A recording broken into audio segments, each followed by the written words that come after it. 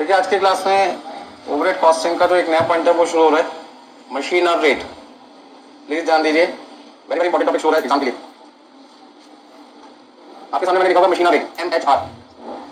Machine और rate का मतलब क्या है? फैक्ट्री एक्सपेंसेस पर मशीन। कहने का मतलब है 1 घंटे मशीन के चलने पर फैक्ट्री का टोटल खर्चा कितना आएगा ये आपको पता लगाना है। अभी 1 घंटे मशीन के चलने पर फैक्ट्री का टोटल खर्चा कितना है उसे हम कहते हैं मशीन और रेट। तो मशीन और रेट आप कह सकते हैं, दूसरा नाम लिख सकते हैं फैक्ट्री एक्सपेंसेस पर मशीन। तो फैक्ट्री एक्सपेंसेस पर मशीन को निकालने के लिए मुझे करना क्या पड़ेगा?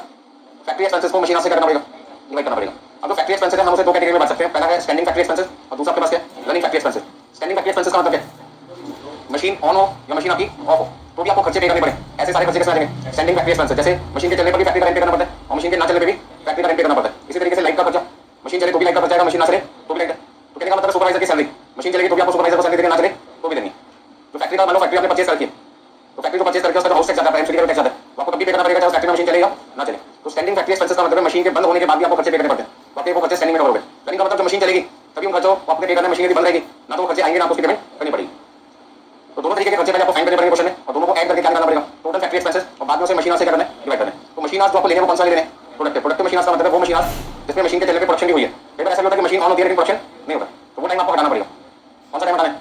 जिस टाइम में मशीन ऑन है लेकिन प्रोडक्शन नहीं हुआ, तो साला वो अनप्रोडक्टिव टाइम हो गया, तो वो टाइम आपको करना पड़ेगा, हटाना पड़ेगा, माइनस करना पड़ेगा टोटल मशीन में से ताकि आपको कर सके प्रोडक्टिव मशीन। तो सबसे पहले आज की क्लास में जो मेन पॉइंट शुरू होने जा रहे हैं वो है machine rate. Very very important topic आपके एग्जाम में, मतलब ये समझ लो हर बार कुछ ना कुछ इसमें से जरूर आते हैं, तो हम इसे क्यों नहीं कर सकते चैप्टर के अंदर? नोट कीजिए फटाफट से।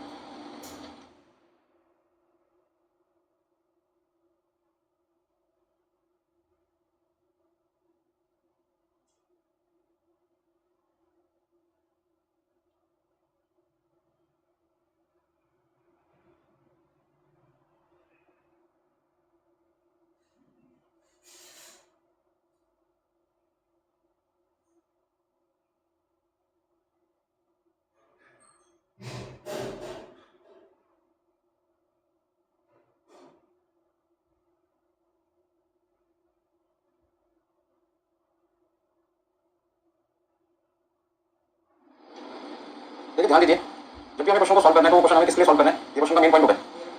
पहला पॉइंट है क्वेश्चन को ध्यान से सुनना। हमें जब भी कोई एमएचआर निकालने के लिए कहा जाए किसी क्वेश्चन है तो पहला पॉइंट है कि एमएचआर मुझे किस लिए निकालना है। सपोज करते हैं हमारी फैक्ट्री के अंदर बहुत सारी मशीन है, ये आपकी टोटल फैक्ट्री का साइज है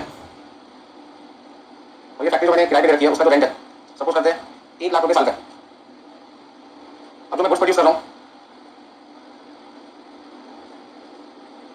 तो मैं इस मशीन से भी कर सकता हूँ, इस वाली मशीन से भी गुड्स प्रोड्यूस कर सकता हूँ, इससे भी और इस वाली मशीन से भी कर सकता हूँ। क्या चारों मशीन सेम साइज की है या चारों मशीन अलग अलग साइज की हो सकती है? तो डिपेंड करता है कि हमारी फैक्ट्री के अंदर आइडेंटिकल मशीन है तो कोई दिक्कत नहीं है, 1 लाख को 4 हिस्सों में क्या कर दो, बांट दो, तो 1/4 1/4 1/4 कर देंगे यदि आइडेंटिकल मशीन है। लेकिन यदि साइज सबका अलग अलग है तो फिर उस केस में आप इक्वल रेशो में बांट नहीं सकते।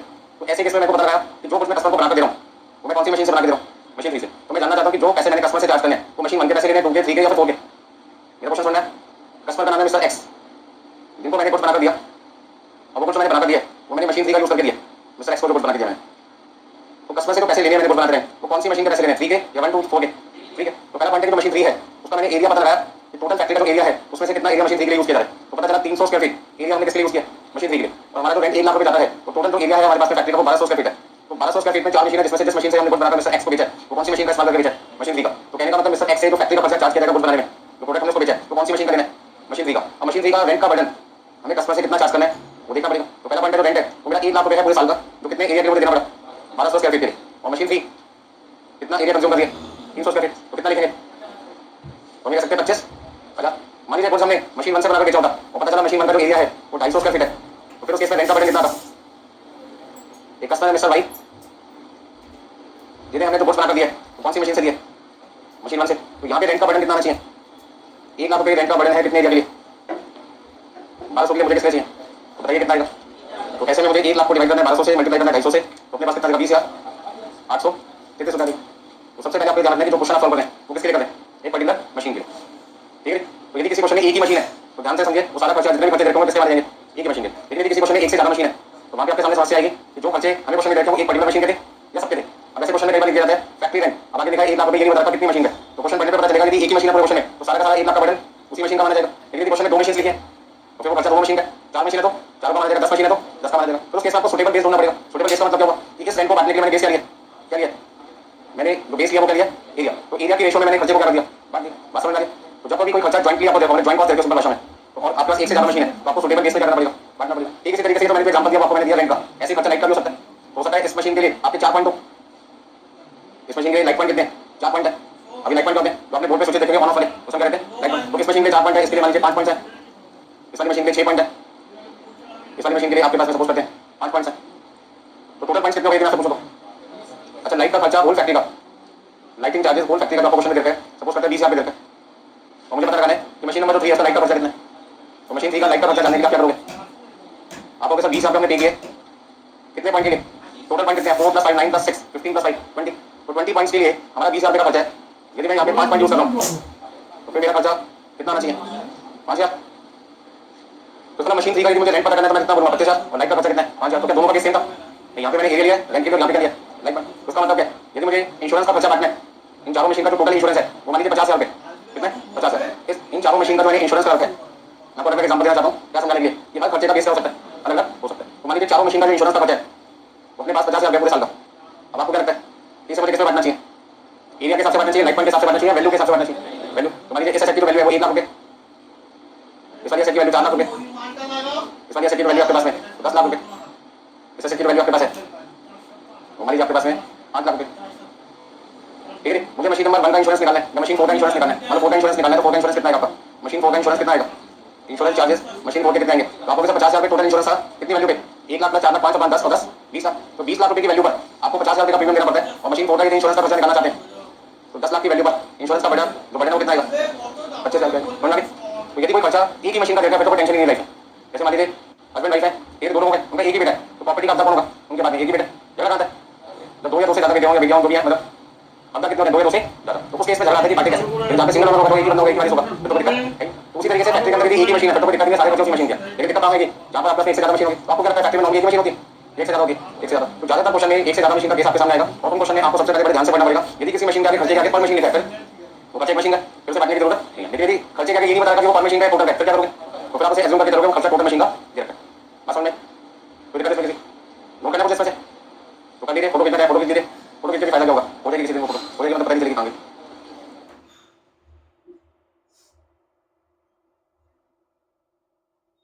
मुझे एक बात बताइए तो मैं आपसे पूछ रहा हूँ इस इन्फॉर्मेशन से जो मैंने आपको इतनी समझाई है उसका फायदा क्या हुआ आपको, क्या समझ में आ रहा है इससे बताओ तुम बताओ। हाँ पहला पॉइंट है कि आज की क्लास में क्या सीख रहे हैं, मशीन आगे सीख रहे हैं। मशीन आगे का मतलब क्या कि 1 घंटे मशीन के चलने का खर्चा हमारा कितना है, 1 घंटे मशीन के चलने का खर्चा हमारा फैक्ट्री का कितना है। अब होल फैक्ट्री का पर्टिकुलर मशीन का फैक्ट्री का बर्डन उस मशीन पे कितना है वो हमें पता करना है। तो पहला पॉइंट है मशीन रिएक्शन का पता लगाते हैं, एक मशीन पर फैक्ट्री का बर्डन 1 घंटे का कितना है, बस समझ में एक मशीन पर फैक्ट्री का बर्डन 1 घंटे का कितना है। अब फैक्ट्री में बहुत सारी मशीन है तो मुझे सबसे मतलब मुझे किस मतलब है एक से मतलब कौन सी मशीन है जिस मशीन के लिए मैं क्वेश्चन सॉल्व कर रहा हूँ। अब यदि कस्टमर एक्स मेरे पास आ रहे तो मैं उससे कौन सी मशीन से बना के दे रहा हूँ मशीन 3 से, तो वो मुझे मुझसे क्या पूछेगा कि मुझे जो प्रोडक्ट आप बेचोगे कितने पैसे देने, वही मुझे कस्टमर से सेलिंग प्राइस मांगेगा तो मैं सेलिंग प्राइस कैसे निकालता हूँ कॉस्ट ऑफ प्रॉफिट। तो मैं कौन सी मशीन की चार्ज करूँगा उससे, सारी मशीन जो फैक्ट्री में थी या जिस मशीन का यूज करके प्रोडक्ट बना के दिया मैंने उसको, तो जिस मशीन का यूज करके प्रोडक्ट बना के दिया उसके पैसे मांगू, बस समझ में आ गया। तो सिंपल सी बात है कि आप अपने कस्टमर से केवल उन्हीं खर्चों को चार्ज करोगे जो खर्चे उस पर्टिकुलर कस्टमर के लिए। अब यदि 10 मशीन है तो 10 के पैसे लेंगे तो प्रोडक्ट बहुत महंगा कस्टमर नहीं देंगे। तो कस्टमर क्या कहता है आप केवल उस मशीन का खर्चा मुझसे चार्ज कीजिए जिस मशीन का यूज करके आपने मेरे प्रोडक्ट बस समझ में सबको कोई दिक्कत है। नेक्स्ट पॉइंट आपका फैक्ट्री एक्सपेंसेस। जैसे मैंने आपके सामने बताया कि फैक्ट्री एक्सपेंसेस को हम 2 पार्ट में डिवाइड कर देते हैं, एक हमारे पास होता है स्टैंडिंग चार्जेस और दूसरा आपके पास होता है रनिंग एक्सपेंसेस या रनिंग चार्जेस भी कह सकते हैं। दोनों में फर्क कितना है, सर इतना फर्क है कि जो स्टैंडिंग चार्जेस हैं वो मशीन के चलने पर भी आते हैं और मशीन के बंद रहने पर भी आते हैं, लेकिन जो रनिंग एक्सपेंसेस हैं वो केवल आते हैं मशीन के ऑन होने पर आते हैं अदरवाइज नहीं आएंगे। अच्छा लाइट और पावर का डिफरेंस पहले भी आपको कई बार बता चुका हूं, आज एक बार बता देता हूं। सपोज करते हैं प्लीज आंसर सुनिए, एक मशीन है जिसका यूज करके मैं प्रोडक्ट बना रहा हूं, मशीन जिसमें मैंने रॉ मटेरियल डाला उसमें मैंने ऑपरेट किया और उसमें मैंने फिनिश प्रोडक्ट बना दिया। तो उस मशीन को चलाने में जो इलेक्ट्रिसिटी लगती है उसको कहते हैं पावर कॉस्ट। और जो उस फैक्ट्री के अंदर मुझे अंधेरे से बचा रही थी, मतलब आपने बल्ब लगा दिया, ट्यूबलाइट लगा दिया या गर्मी से बचने के लिए फैन लगा दिया, पॉल्यूशन से बचने के लिए एग्जॉस्ट फैन लगा दिया, उसको चलाने के लिए जो इलेक्ट्रिसिटी यूज होती है वो क्या था लाइटिंग।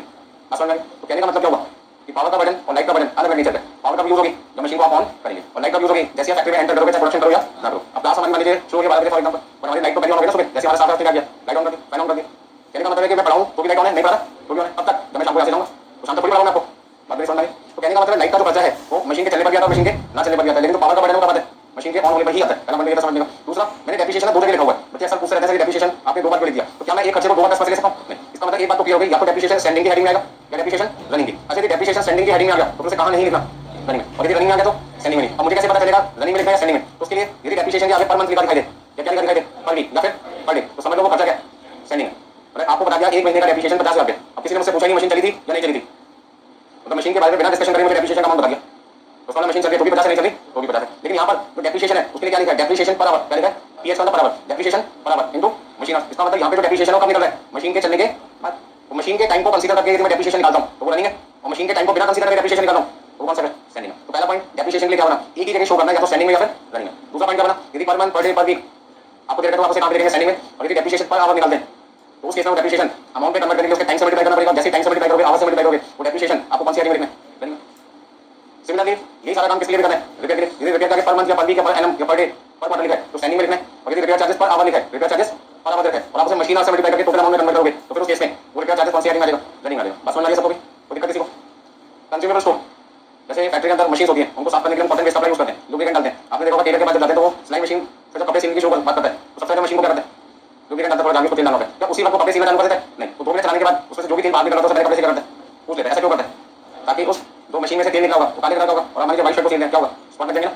तो फिर उस केस में वो शर्ट दिखनी पाएगी तो पहले क्या करते हैं, साफ सफाई करता है उसकी। देन उसके बाद क्या करता है, एक कपड़े को सील देते हैं कि कोई निशान तो नहीं पड़े, देन वो फाइनल प्रोडक्ट बनाना स्टार्ट करता है। तो लुब्रिकेंट उसने यूज किया तो कॉटन वेस्ट कपड़ा यूज किया तो सारा का सारा किसमें आ गया, कंज्यूमेबल स्टोर्स में आ गया। रेट्स एंड टैक्सेस, जैसे मैंने एग्जांपल दिया कि आपको कोई बिल्डिंग आपने परचेज करके उसके ऊपर हाउस टैक्स लगता है, ठीक है, कोई टैक्स लगता है आपके पास में, तो रेट्स एंड टैक्सेस में कवर कर दिया जाता है। मशीन का इंश्योरेंस कराता है या फैक्ट्री का इंश्योरेंस कराता है, वो आ गया। केमिकल सॉल्यूशन, मतलब आपकी तो मशीन को चलाने के लिए कोई केमिकल आपको यूज करना पड़ता है, और वो केमिकल या तो आर्ली बेसिस पे चेंज होता होगा या फिर वीकली बेसिस पे मंथली बेसिस पे चेंज होता होगा। तो सेम जैसे डेप्रिसिएशन का रूल तो वो किस लिए बन जाएगा, केमिकल सॉल्यूशन के लिए। यदि केमिकल सॉल्यूशन क्या करेगा बराबर कि हर 1 घंटे चलने के बाद आपको केमिकल 10 रुपए का बदलना पड़ता है, तो फिर नीचे क्या बनेगा नहीं। और यदि आप देखिए केमिकल सॉल्यूशन पर एनम या पर वीक या पर मंथ या पर डे, यहाँ पे मशीन के टाइम को बिना कंसीडर करे खर्चा निकाला जाए। मतलब सिंपल लैंग्वेज में मैं कह सकता हूँ, किसी खर्चे को निकालते टाइम यदि आप मशीन के टाइम को बिना कंसीडर वो खर्चा फाइन कर लेते हैं तो खर्चा कौन सी आएगी में, स्टैंडिंग में। और मशीन के टाइम को कंसीडर करके ही वो खर्चा निकलेगा तो कौन सा आएगा, बस समझ में। तो जो खर्चे मशीन के टाइम पर बेस्ड है वो रनिंग में आएंगे, और जो मशीन के टाइम पे बेस्ड नहीं है वो किस में आएंगे, स्टैंडिंग। अच्छा, मेरा फाइनल आंसर तो बता पाता है कि उस खर्चे को मैंने रनिंग में लिखा या स्टैंडिंग में लिखा। अरे भाई मैंने भी आपके सामने एमएचआर में छोटा सा फॉर्मूला लिखा था सबसे पहले, standing factory expenses plus running factory expenses divided by machine hours, ऐसे लिखा था। अब यदि किसी खर्चे को मैं स्टैंडिंग में लिखना चाहता था बट मैंने गलती से किसमें लिख दिया, रनिंग में, तो टोटल तो सेम रहेगा, आंसर को फर्क नहीं पड़ेगा, लेकिन प्रेजेंटेशन का फर्क पड़ेगा। और प्रेजेंटेशन के हिसाब से मार्क्स मिल जाते हैं तो उस केस में आपके मार्क्स कम हो जाएंगे, कम हो जाएंगे। और यदि ऑब्जेक्टिव बेस्ड आंसर आता है तो कहते हैं सात वाले से पूछ के लिख दो, कोई फर्क नहीं पड़ता, गलती है तो कर दो, पर सात वाले पे यकीन तो होना चाहिए, तो आता है वो सही बता रहे हैं, बस समझ में आ गई। तो जहां पर आपके प्रेजेंटेशन के हिसाब से मार्क्स मिलते हैं वहां पे आपको ध्यान रखना पड़ेगा खर्चा स्टैंडिंग में लिखना है या खर्चा रनिंग में लिखना है। कोई दिक्कत किसी को, नोट कर लीजिए जल्दी से। तो उसका कोई भी खर्चा रनिंग में भी आ सकता है, स्टैंडिंग में भी आ सकता है, लेकिन आएगा एक के पास पहली बात तो ये ध्यान रखिए, दूसरा वो खर्चा कहां पे आएगा। यदि उस खर्चे के अमाउंट को निकालते टाइम मशीन के टाइम को यूज करके अमाउंट निकाला गया तो वो रनिंग में लिखना है, अदरवाइज वो स्टैंडिंग में लिखना है।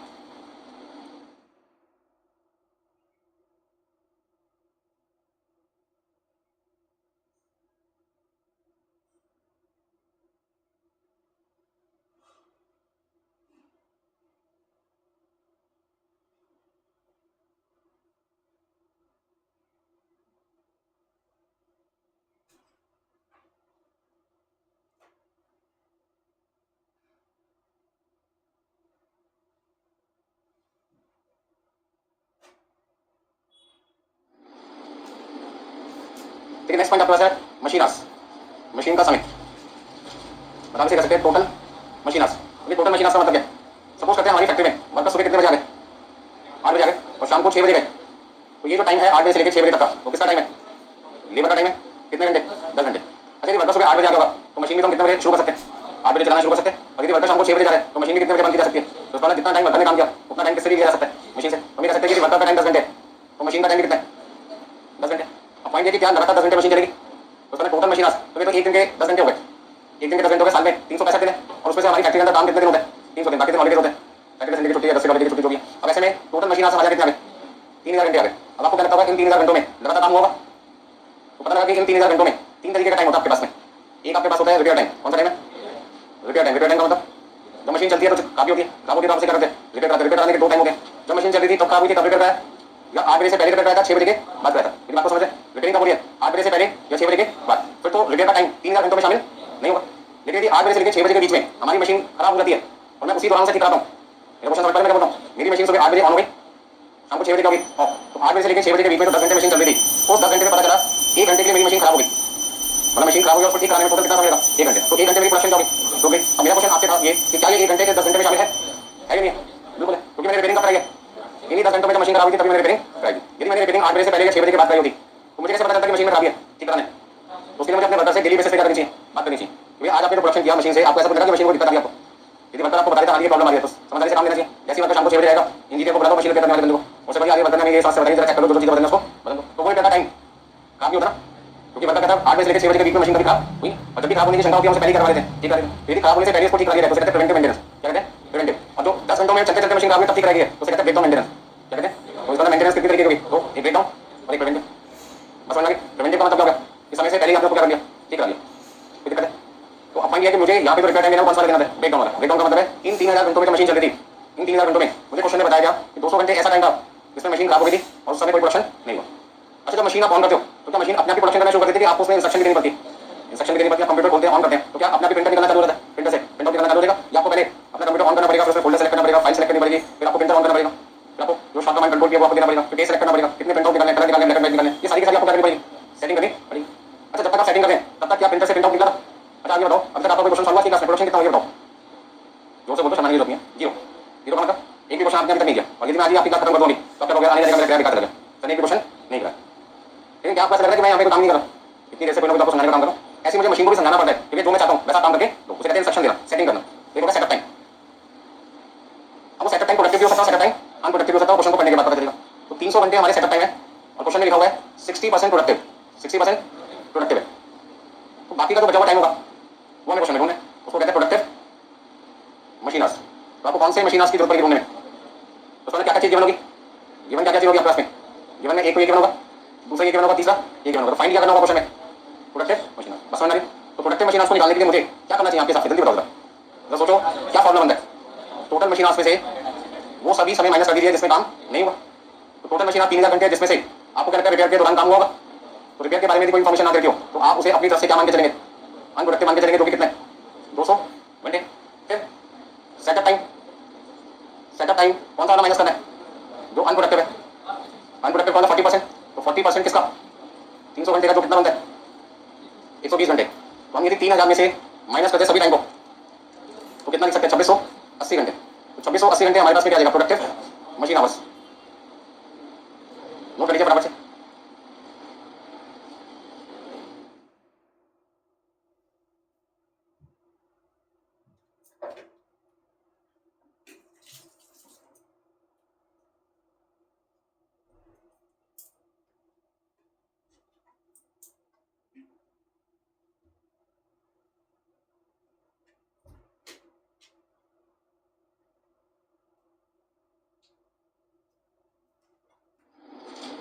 और ये सारी बातें समझ में आ गई?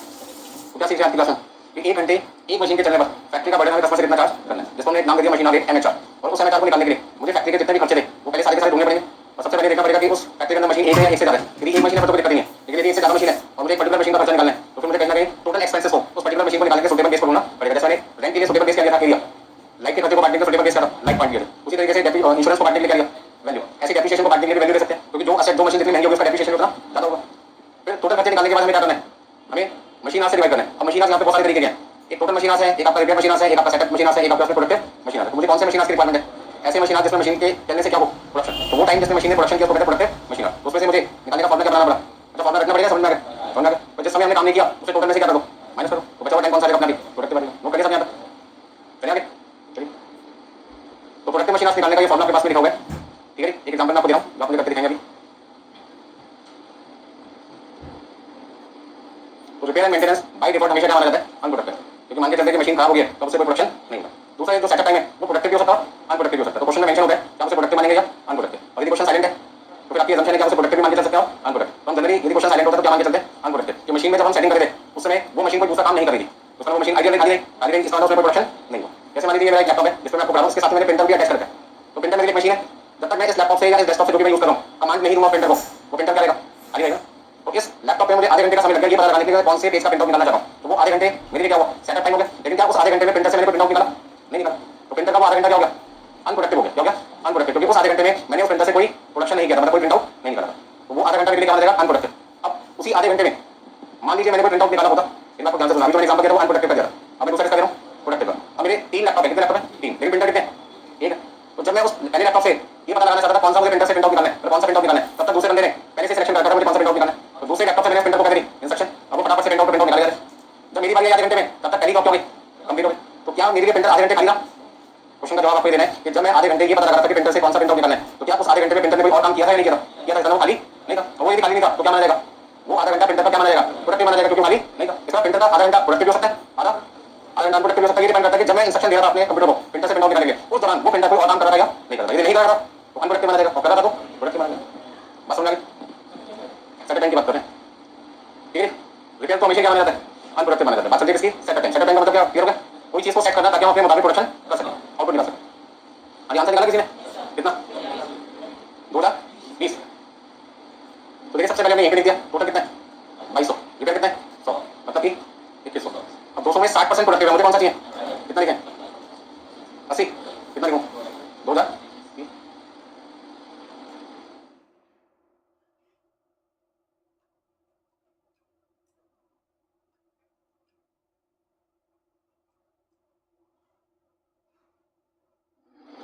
तो यदि सेटअप टाइम के बारे में आपको इन्फॉर्मेशन ना बता क्योंकि प्रोडक्टिव है या अनप्रोडक्टिव तो आप उसे कुछ भी एज्यूम कर सकते हैं, बट जनरली हम क्या मान के चलते हैं अनप्रोडक्टिव। अच्छा नेक्स्ट एग्जांपल नोट कीजिए और सारे आंसर आपको खुद निकालने हैं। टोटल एरिया मेरे पास है 10,000 स्क्वायर फीट, जिस मशीन के लिए मैं क्वेश्चन सॉल्व कर रहा हूं उस मशीन ने कितना एरिया ऑक्यूपाई किया 2000। अब जरूरी है कि जिस मशीन के लिए मैं क्वेश्चन सॉल्व कर रहा हूं उसने 2000 स्क्वायर फीट एरिया ऑक्यूपाई किया, तो बाकी में भी 2000 क्यों हो सकता है कोई मशीन डबल साइज की हो कोई मशीन हाफ साइज की हो, तो मुझे उससे कोई मतलब नहीं कि बाकी मशीन का साइज क्या है, मुझे केवल उससे मतलब होता है जिस मशीन के लिए मैं क्वेश्चन सॉल्व कर रहा हूं। फैक्ट्री का रेंट एक महीने का कितना 20,000 पे, पहला पढ़िए। दूसरा बात नाइट का खर्चा 40,000 पे है एक क्वार्टर का। अब यहाँ पे सोचने वाली चीज है कि कुछ चीजें मंथली रखिए कुछ चीजें क्वार्टरली रखिए, तो आपको जो आंसर निकालना है वो आंसर किसका निकालना है, क्या निकालना है एनएम का निकालना है। इसका मतलब यदि कोई खर्चा मंथली रेट है और आपको एनएम पे जाना है तो 12 से क्या करना पड़ेगा मल्टीप्लाई करना पड़ेगा। इसी तरीके से यदि कोई खर्चा पर क्वार्टर रेट है और आपको एनएम पे जाना है तो एक साल में 4 क्वार्टर हो गए तो खर्चे को 4 से करना पड़ेगा मल्टीप्लाई करना पड़ेगा। तो फटाफट से एग्जांपल लो कीजिए और मुझे छोटे छोटे 3 आंसर निकाल के दीजिए, देखते कौन जल्दी कर पाता है।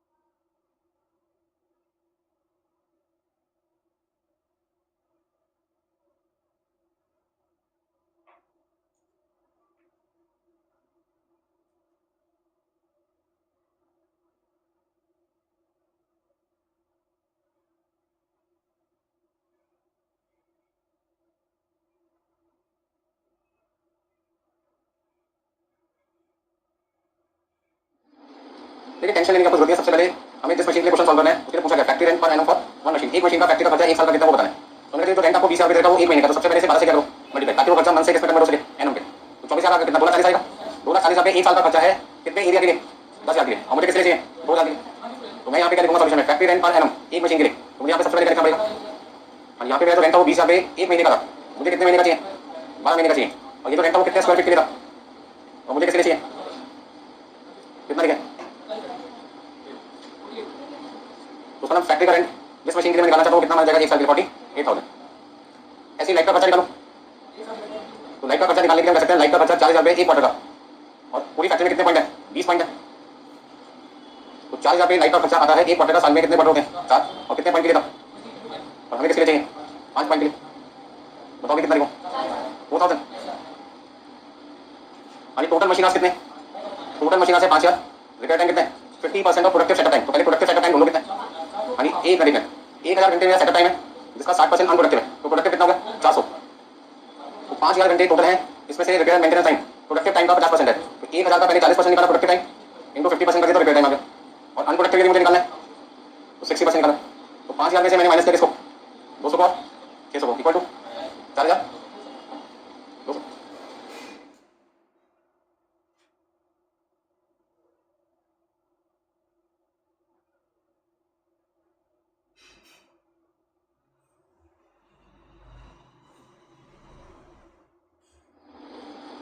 तो सबसे पहले इस पर्टिकुलर टॉपिक पे आपको क्या ध्यान देना है, सबसे दिमाग में इस टॉपिक पे कि खर्चा मुझे निकालना किसके लिए। तो मैं क्वेश्चन को ध्यान से बताऊं कि मुझे रेंट का खर्चा निकालना है किसका, एक साल का, किसके लिए। तो पहले मेरा बेस क्या होगा, मेरा बेस हो गया एक मशीन एक साल, one machine one year.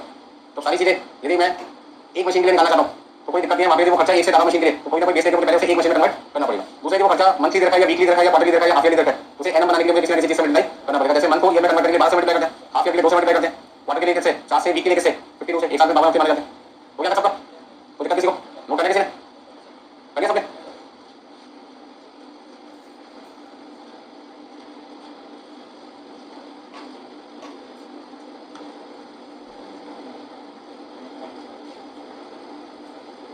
Note करिए सबने। चलो नेक्स्ट एग्जांपल आपके लाइफ में आ चुका है। एग्जांपल नेक्स्ट आपके पास आ गया। इसमें लिखा मशीन की कॉस्ट कितनी है, 6,25,000, स्क्रैप वैल्यू कितनी है 35,000 और लाइफ कितनी है 10,000। अच्छा यहाँ पे क्या लिखा है, इफेक्टिव लाइफ। अब मुझे एक चीज पूछनी है, इफेक्टिव लाइफ का मतलब होता है एक साल के लाइफ या होल लाइफ।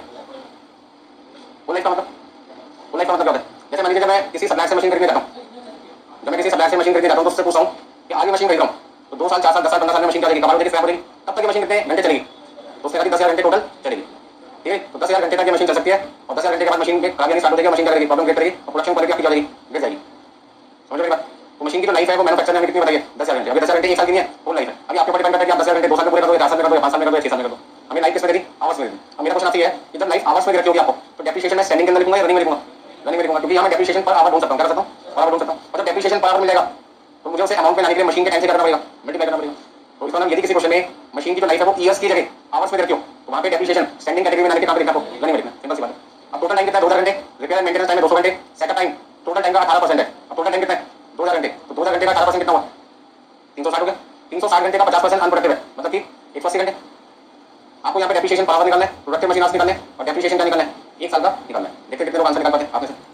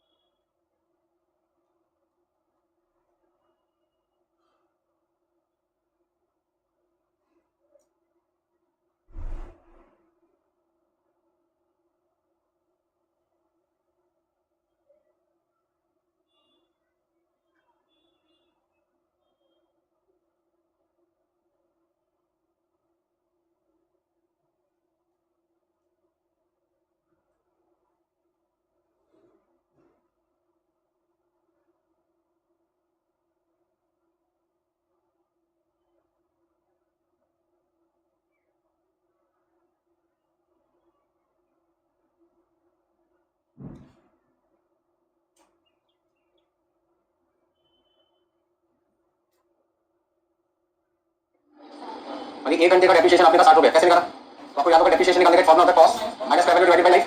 तो कॉस्ट है 6,25,000 पे स्क्वायर वैल्यू है 25,000, तो 6,25,000 में से 25 क्या करो माइनस बचे 6,00,000 और 6,00,000 को 10,000 घंटे से कर दो, कितना आएगा 60 रुपए आएगा 1 घंटे का। फिर टोटल आवर्स 2,000 है, उसमें से रिपेयर टाइम पहले 200 माइनस किया बचा 1,800। फिर 2,000 का 18% 360, उसका 50% 180, तो इसमें 2,000 में से 200 माइनस किया 180 माइनस किया 1620, 1620 घंटे। तो 1620 घंटे आ जाएंगे प्रोडक्टिव मशीन आवर्स, दोनों को क्या करो बाद में मल्टीप्लाई, किन दोनों को 1 घंटे का डेप्रिसिएशन यदि 60 रुपए और प्रोडक्टिव मशीन 1620 है तो 60 रुपए को 1620 से क्या कर दो मल्टीप्लाई कर दो, देखो कितना आता है 97,400। ठीक है, हमने कर दिया ऑलरेडी। और यदि लिख के देखना चाहते हैं तो ये सारी चीज आपके सामने depreciation per hour cost minus square value divided by effective life. Effective life का मतलब है मशीन की होल लाइफ कितने घंटे, तो 6,25,000 माइनस 25,000 6,00,000 और 6,00,000 का बर्डन मैंने 10,000 घंटों पे डाल दिया तो 1 घंटे का डेप्रिसिएशन का खर्चा कितना आएगा 60 रुपए। प्रोडक्टिव मशीन आवर्स निकालेंगे, टोटल मशीन आवर्स से रिपेयर टाइम माइनस किया, अनप्रोडक्टिव सेटअप टाइम माइनस किया, तो आपके पास आ जाएंगे 1620 घंटे। यदि 1 घंटे मशीन के चलने का खर्चा डेप्रिसिएशन का 60 रुपए, तो 1620 घंटे मशीन के चलाने का खर्चा कितना आएगा 97,200।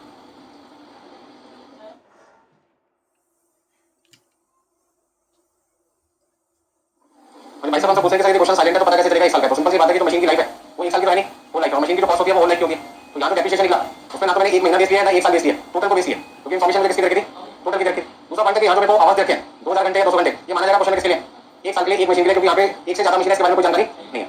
तो जब क्वेश्चन साइलेंट होता है तो हम क्या मान के चलते हैं सारी की सारी जानकारी किसकी रखी है एक मशीन की रखी है आपको, ठीक है। और यहाँ पे मैंने हिंट पे लिख दिया फॉर्म 1 ईयर, तो माना जाएगा कि ये जो इन्फॉर्मेशन है एक मशीन के साथ साथ किसकी है 1 साल की है।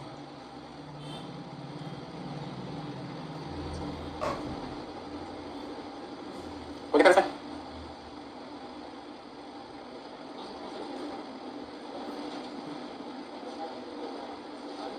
ठीक है सबने? देखिए 97 टू 100 तक आपने सारी इन्फॉर्मेशन लिख ली। अब थोड़ा सा पॉइंट आपको समझाता हूँ सबसे पहले। जिस तरीके से हमने यहाँ पे प्रोडक्टिव मशीन निकाले थे उसी तरीके से आपके लिए नया पॉइंट डाले पावर कौन सा? ये क्या बताता आपको कि मशीन ने कितने घंटे इलेक्ट्रिसिटी कंज्यूम किया।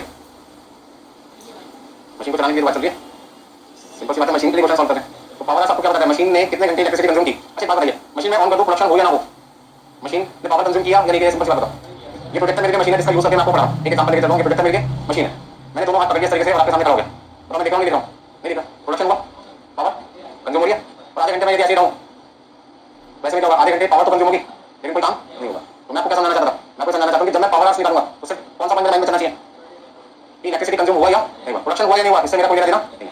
क्योंकि जब मुझे बिल पे करना है इलेक्ट्रिसिटी कंपनी को तो वो मुझसे ये नहीं पूछते कि आपने प्रोडक्शन किया था या नहीं किया था, बस वो आपसे पूछते मशीन आपने ऑन किया था या नहीं किया। वो कहते जैसे आपने मशीन ऑन कर दिया आपका जो मीटर लगा होगा फैक्ट्री के अंदर उसमें यूनिट्स इंक्रीज होना चालू हो जाएगी, चाहे प्रोडक्शन करेंगे प्रोडक्शन ना करें। अब बहुत सारे लोगों को बड़ी दिक्कत होती है, वो कहते हैं गाड़ी चलाने में हो सकता है एक्सीडेंट हो जाए, मैं नहीं चलाना चाहता, वो क्या करते हैं गाड़ी स्टार्ट करके गाड़ी में बैठ जाते हैं करके बाद एसी ऑन करके, क्योंकि किसी ने उनको सलाह देती है गाड़ी ऑन नहीं करोगे तो खड़ी खड़ी गाड़ी बेकार हो जाएगी।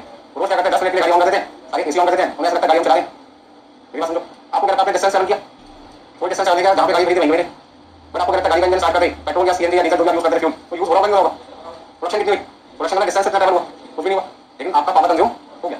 तो पावर का टाइम निकालते टाइम प्रोडक्शन हुआ नहीं हुआ उसको ध्यान नहीं देते। मतलब आपको समझाने की कोशिश कर रहा हूं कि जब मैं पावर निकालूंगा तो मेरा फोकस किस पे नहीं होगा, काम हुआ या नहीं हुआ, किस पे होगा, चलिएगा नहीं, सिंपल सी बात है, दोनों चीजों को मर्जी नहीं करना, मत करो दिमाग खराब हो जाएगा, कंफ्यूज हो जाएगा, क्वेश्चन गलत कर दो। अब देखना पड़ेगा कस्टमर को, यदि मैं वो साबित कर दूं कि लॉस नॉर्मल लॉस है तो कैसे देगा। रेलवे स्टेशन पे आप है ये सोचिए कि तो ट्रेन आ रही है वो रुकेगी ऑनर्स पे बैठे जाऊंगा, लेकिन जब रेलवे स्टेशन पे रेल आती है तो क्या रेलवे वाले सारी लाइट बंद कर देते हैं उसकी रेल की, क्योंकि पैसेंजर चढ़ रहे हैं तो हमारी इलेक्ट्रिसिटी कंज्यूम हो रही है तो लाइट में सब कुछ बंद कर दिया है, लाइट ऑन रहती है, सब कुछ ऑन है, तो ट्रेन के अंदर सारी चीजें ऑन है एक्सेप्ट प्रोडक्शन नहीं हो रहा लेकिन काम सब कुछ हो रहा है। जो लोग बैठे हुए एसी चल रहा है जिस मान लीजिए रेल से जा रहे हैं उसके अंदर जो भी कंपार्टमेंट है जो भी आपके पास था उसमें सारी चीजें ऑन थी, जो इंजन है वो भी ऑन है, इंजन बंद कर दिया आपके लिए 2 मिनट के लिए गाड़ी रुकी तो इंजन बंद कर दो, दिल्ली में तो आपको सलाह दिया कि 2 मिनट के लिए गाड़ी बंद कर दो, तो ये सलाह हमने सरकार को दी, क्या हमें तो सलाह देते हो, हम तो आपको सलाह दे सकते हैं प्लेटफॉर्म पे 5 मिनट इंजन खड़ा है क्यों ना इंजन बंद कर दो, मानते नहीं। तो कहने का मतलब क्या हुआ, वो 5 मिनट जो इंजन चल रहा था उसमें प्रोडक्शन कितना हुआ, अब वो लॉस कौन सा था, नॉर्मल था, क्योंकि यदि मैं ट्रेन को रोकूंगा नहीं तो पैसेंजर से थोड़ी कहूंगा कि भाई तू चलते चलते बात पकड़ ट्रेन को, तेरी वजह से हमारे 5 मिनट खराब हो रहे हैं, स्पीड स्लो कर देंगे, इतनी कर देंगे तो आराम से कर सकते हो लेकिन रोकेंगे नहीं, तो क्या लगता है ऐसा कर सकते हैं, आज से हो सकते भैया कोई ना कोई स्लिप हो गया गया जान सा तो बैठेगा, तो इस प्रॉब्लम का सॉल्यूशन क्या निकालना, ट्रेन रोकने बैठ रहे और हमने ट्रेन को रोकने में 5 मिनट हमारी सारी चीजें ऑन रहेगी लेकिन कोई डिस्टेंस नहीं होगा, बस मैं कहता हूं कैसे मुझसे लो नॉर्मल लॉस मत समझना। तो यदि किसी लॉस को हम मान के चलते नॉर्मल लॉस है मतलब साबित कर देते कि नॉर्मल लॉस है कस्टमर की वजह से हो रहा है तो हम उसके पैसे कैसे ले सकते हैं, कस्टमर नहीं ले सकते तो फिर वो अपने आप ऑटोमेटिकली नॉर्मल बन जाता है और फिर उसका नुकसान नहीं दिया करना बस समझ कोई दिक्कत है। अब जैसे सपोज करते हैं ट्रेन जिसमें आप जा रहे थे दूसरी जो ट्रेन है उसका जो टाइम है वो 8 घंटे तक से डिस्टेंस से दूसरे डिस्टेंस पे 8 घंटे में पहुंचना है, लेकिन रास्ते में एक्सीडेंट हो गया जिस रूट से उसको जाना था उसके से 8 घंटे डिले हो गई, ऐसे में क्या किया जाएगा, उसे टाइम पे पहुंचाने के लिए आपकी गाड़ी 8 घंटे रास्ते में रोक दिया जाएगा। आपने कितनी बार देखा ट्रेन लेट हो जाती है तो जिस रूट पे आते हैं उस रूट पे दूसरी गाड़ी को भी जाना है तो उनको समय पे पहुंचाने के लिए क्या करते हैं वो कहते हैं एक को लेट कर दो आगे को क्या भेजो टाइम पे भेजो, नहीं तो एक के चक्कर में सारी देरी कर देंगे लेट होते जाएंगे, तो जिसका टाइम 10 घंटे का वो तो 14 घंटे हो जाता है बाकी सब करके टाइम पे पहुंच जाती है, उन्होंने एक को लेट करते रहो पूरे 4 घंटे गाड़ी ऑन रही रास्ते में वो कौन सा लॉस हो गया, आपको कस्टमर की कोई बात नहीं थी क्योंकि मैं ट्रेन में बैठने का सपना था 10 घंटे का 14 घंटे का तो 4 घंटे गाड़ी में बैठा ऐसा कोई सपना था वो लॉस कौन सा लॉस हो गया, नॉर्मल लॉस हो गया समझ में। तो जहाँ पे प्लेटफॉर्म की बात है वहाँ पे नॉर्मल लॉस है क्योंकि रिक्वायरमेंट थी और जहाँ 20 रास्ते में आधे घंटे 2 घंटे के रुक जाता है वो कौन सा लॉस हो गया, नॉर्मल हो गया। ठीक है अभी मैं आ रहा था यहाँ पे आपका वैष्णो देवी से इसी महीने के अंदर तो एक बंदे ने प्रैक्टिस कर दिया रंग मार ऑन द स्पॉट क्या हुआ मतलब आगे ये नहीं पता चला भाई क्योंकि स्पीड थी 130 की बंदे भारत एक्सप्रेस से आ रहा था, ठीक है 10 मिनट लेट रुकी उधर का बंदा कहीं देखा तो ठीक है पुलिस को कंप्लेंट की पुलिस वाले आए तो चले गए, कहने लोग किसी के रुकता नहीं है बता सबको, लेकिन वो 10 मिनट तो ट्रेन रुकी उसमें तो अंदर लोग बैठे थे अपनी रक्षा करते थे बंदे उठाए बनने की सलाह तो देती है ना लोग, लेकिन कोई वो करके नहीं देख पाया क्यों क्योंकि ट्रेन का दिनों की लेकिन नॉर्मल ट्रेन होती रुका था ये खोलते फटाफट से 12 घंटे लगे 2 घंटे क्योंकि लोगों को पकड़ना टाइम तो फिर देखो ट्रेन रुकी है कौन सा लॉस था करना बस मैंने बोला था कि जिस रास्ते से हम वहाँ पे एक्सीडेंट हो रही है रास्ते में और हमारी ट्रेन लोगों हम देखना चाहते हैं लोग कैसे मतलब कैसे ऐसी हमारी कोई डिपार्टमेंट ये तो अचानक हो जाता है ना, एग्जाम्पल को समझने की कोशिश करो किसी को कोई फर्क नहीं पड़ा आपको मुझे सुन के भी बोलता है हमने तो देखा कि पता नहीं चला क्या हुआ वो तो ट्रेन वापस चल पड़ी तो पता चला कि ऐसा कुछ हुआ था उन्होंने बताया नहीं किसी ने। तो यहाँ पे मैं आपको समझाने की कोशिश कर रहा हूँ जब मैं पावर हाउस निकालूंगा तो मुझे सिर्फ इतना ढूंढने की करंट यूज हुआ नहीं हुआ ध्यान से सुनो किसकी बात करें करंट करंट का इलेक्ट्रिसिटी आपने देखा होगा कभी कभी पावर के पॉइंट होते हैं लाइट पॉइंट होता है बल्कि से ज्यादा लगा देते हैं तो आपको वाइब्रेशन फील होता है वाइब्रेशन को करंट लग जाए ठीक है ना दूरी जाना चाहिए सब चीजों से ज्यादा लगे तो फिर भी कर सकते हैं। तो यहाँ पे हम बात करें पावर हाउस की, पावर हाउस का मतलब क्या है, पावर हाउस का मतलब है मशीन ने जितनी देर इलेक्ट्रिसिटी कंज्यूम की मतलब जितनी देर उसमें करंट सप्लाई का उस टाइम को क्या कहते हैं पावर हाउस। तो पावर हाउस निकालने का फॉर्मूला ठीक वैसे है जैसे इसका प्रोडक्टिव मशीन हाउस का। तो पावर हाउस निकालने के लिए सबसे पहले मुझे क्या देखना पड़ता है मशीन कितनी देर चल सकती थी टोटल मशीन हाउस।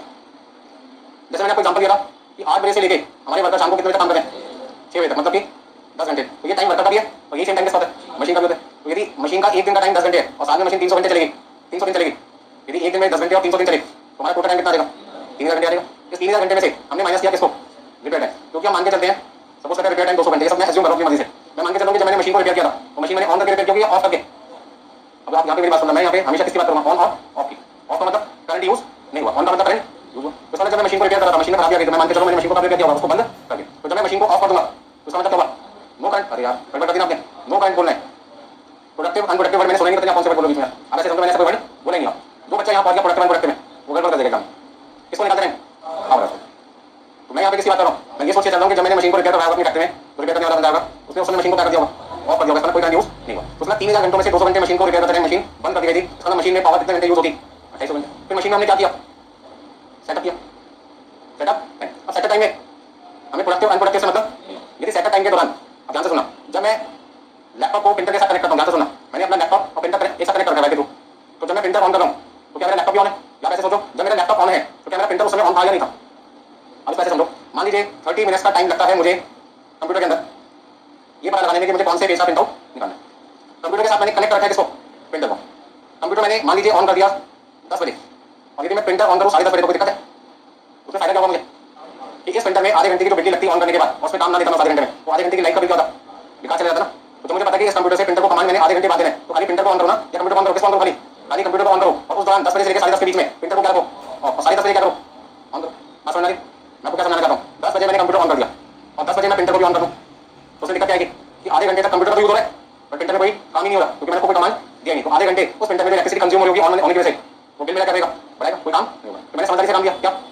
10 बजे मैंने कंप्यूटर को ऑन किया, मुझे पता 10:30 बजे मुझे प्रिंटर की जरूरत पड़ेगी, तो मैंने आधे घंटे काम करने के बाद जो प्रिंटर के साथ नहीं था मैंने उसका बटन नहीं कर दिया, ऑन कर दिया, तो आधे घंटे मैंने क्या नोट किया कि प्रिंटर में जो इलेक्ट्रिसिटी कंज्यूम हो सकती थी मैंने से बचा लिया, तो वो सेटअप टाइम तो आधे घंटे का था, उस समय मैंने अपना प्रिंटर क्या रखा था? ऑफ कर रखा था।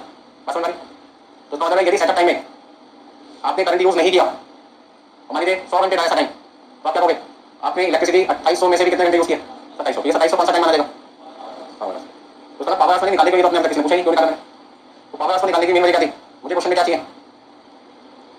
पावर कॉस्ट नहीं, मतलब मुझे पता लगाना है कि जिस मशीन से मैं प्रोडक्शन करना चाहता हूँ, जिस मशीन से मुझे प्रोडक्शन करना है, ठीक है, उस मशीन में पावर की यूज होती होगी, तो जो पावर यूज होगी उसका बिल कितना है? उसके लिए मुझे दो चीजों की जरूरत पड़ेगी, आवर्स इनटू पावर कॉस्ट, बराबर। तो यहाँ पे आवर्स लिखा तो यहाँ पे क्या लिखना पड़ेगा? नोट कर लीजिए बराबर।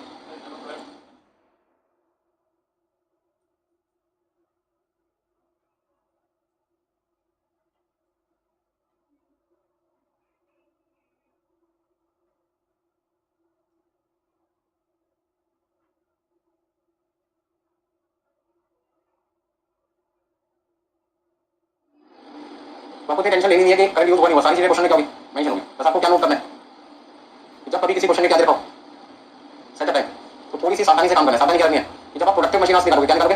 Productive machine. और क्वेश्चन में आपको ये नहीं बता रखा कि सेटअप टाइम प्रोडक्टिव है या अनप्रोडक्टिव। सेटअप टाइम कौन सा टाइम है? प्रोडक्टिव है या अनप्रोडक्टिव? तो फिर आप उस केस में जनरली क्या एज्यूम करते हो? अनप्रोडक्टिव। उसी तरीके से जब आप पावर आवर्स निकालते हैं तो आपको क्वेश्चन में ये ना बता रखा हो कि सेटअप टाइम में आपने पावर यूज किया या नहीं किया, मतलब करंट आपने यूज किया नहीं किया, तो फिर हम एज्यूम करते हैं कि नो करंट यूज। एजम्पशन है, आप अपनी एजम्पशन बदल भी सकते हो। पहला केस, क्वेश्चन में सारी इन्फॉर्मेशन दे रखी है, आपको अपना कीमती समय खराब नहीं करना, जैसा लिखा वैसे करना है। दूसरा केस, क्वेश्चन में सिर्फ सेटअप टाइम बता रखा है, मान लीजिए 200 घंटे, फॉर एग्जांपल 200 घंटे रखा है, अब क्वेश्चन में ये नहीं बता रखा कि इसमें प्रोडक्शन हुआ या नहीं हुआ, तो मैंने क्या एज्यूम कर दिया? अनप्रोडक्टिव। मैंने क्या मान लिया? कोई करंट यूज नहीं हुआ। अब आप कहते हैं हम आपकी बात से सहमत नहीं, हम तो अपनी एजम्पशन बदलना चाहते हैं, अनप्रोडक्टिव की जगह क्या लेना चाहते हैं? प्रोडक्टिव, और नो करंट की जगह क्या लेना चाहते हैं? Current use. तो मैंने कहा ठीक है, आपकी एजम्पशन ठीक है, एजम्पशन का मतलब आपकी मर्जी है, आप मान के चलते हैं, दोनों ठीक है। मुझे कोई ना कोई तो एक एजम्पशन लेके क्वेश्चन सॉल्व करना पड़ेगा, या तो हाँ या फिर ना, ठीक है। अब जैसे इंस्टीट्यूट वाले रिजल्ट निकाल रहे हैं, फॉर एग्जांपल 29 तारीख को, ये वाले, यदि रिजल्ट सुबह सुबह आकर बच्चा पास हो गया तो होली बहुत बढ़िया जाएगी उसकी, और सुबह सुबह रिजल्ट आ गया और गड़बड़ का रिजल्ट में तो होली बेकार भी जा सकती है। बस एजम्पशन वाली बात नहीं कि अच्छी आएगी बेकार जाएगी, शाम को आएगा 10 बजे रात को, फिर तो सबकी बढ़िया जानी, तो रात को तो करना नहीं देंगे लोग, तो इंस्टीट्यूट वाले ने ये प्लान किया कि रिजल्ट देंगे 29 की रात को देंगे, ठीक है। होली भी टेंशन में जिंदगी अजीब से बात होगी यहाँ पे। मतलब मैं आपको बता रहा था एजम्पशन कुछ भी हो सकती है, ये तो मैंने अपनी एजम्पशन बताई, अब हो सकता है इस बात से सहमत हो सकता है, इस बात से सहमत ना हो। और यहाँ पे सबको समझ में आया, क्या समझ में आया कि जब मैं पावर आवर्स की कैलकुलेशन कर रहा हूँ उस समय मेरे माइंड में से क्या बात होनी चाहिए कि करंट आपने यूज किया है या करंट आपने यूज नहीं किया। उस समय कौन सी बात पे ध्यान नहीं देना? प्रोडक्शन हुआ या प्रोडक्शन नहीं हुआ, और प्रोडक्शन हुआ या नहीं हुआ ये बात ध्यान रखनी है। जब मैं प्रोडक्टिव मशीन निकालूंगा उस समय फिर किसको ध्यान नहीं दूंगा? करंट यूज हुआ था या करंट यूज नहीं हुआ। इस तरह एक क्वेश्चन में दो चीजें निकालनी होगी आपको, पावर आवर्स भी निकालना होगा, प्रोडक्टिव मशीन निकालना होगा, लेकिन दोनों आपको अलग अलग बातों पर ध्यान देना पड़ेगा, और दोनों कैलकुलेशन एक साथ ना करें, अलग अलग करें। जब एक कैलकुलेशन हो चुकी है तब दूसरी शुरू करें, दोनों एक साथ ना करें, नहीं तो कंफ्यूज हो जाएंगे, कौन सा माइनस करें कौन सा माइनस ना करें। हो गया सबका? नोट करने के समय चलिए छोटा सा आपको एग्जांपल देते हैं। सीधे यहाँ पे मैंने लिखा टोटल मशीन आवर्स 10,000 घंटे, फिर क्वेश्चन में लिखा हुआ है सेटअप टाइम 1200 घंटे, और यहाँ पे लिखा है 70% नो करंट यूज। हाँ जी, रिपेयर टाइम 160 घंटे, पहला पॉइंट। नंबर ऑफ यूनिट्स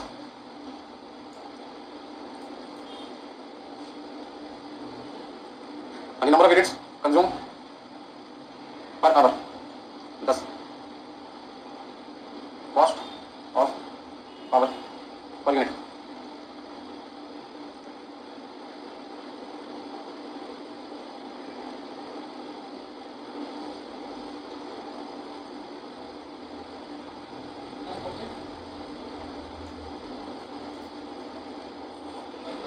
अभी लिखे समय तो मन में रखो, मन में सबसे पूछेंगे अभी।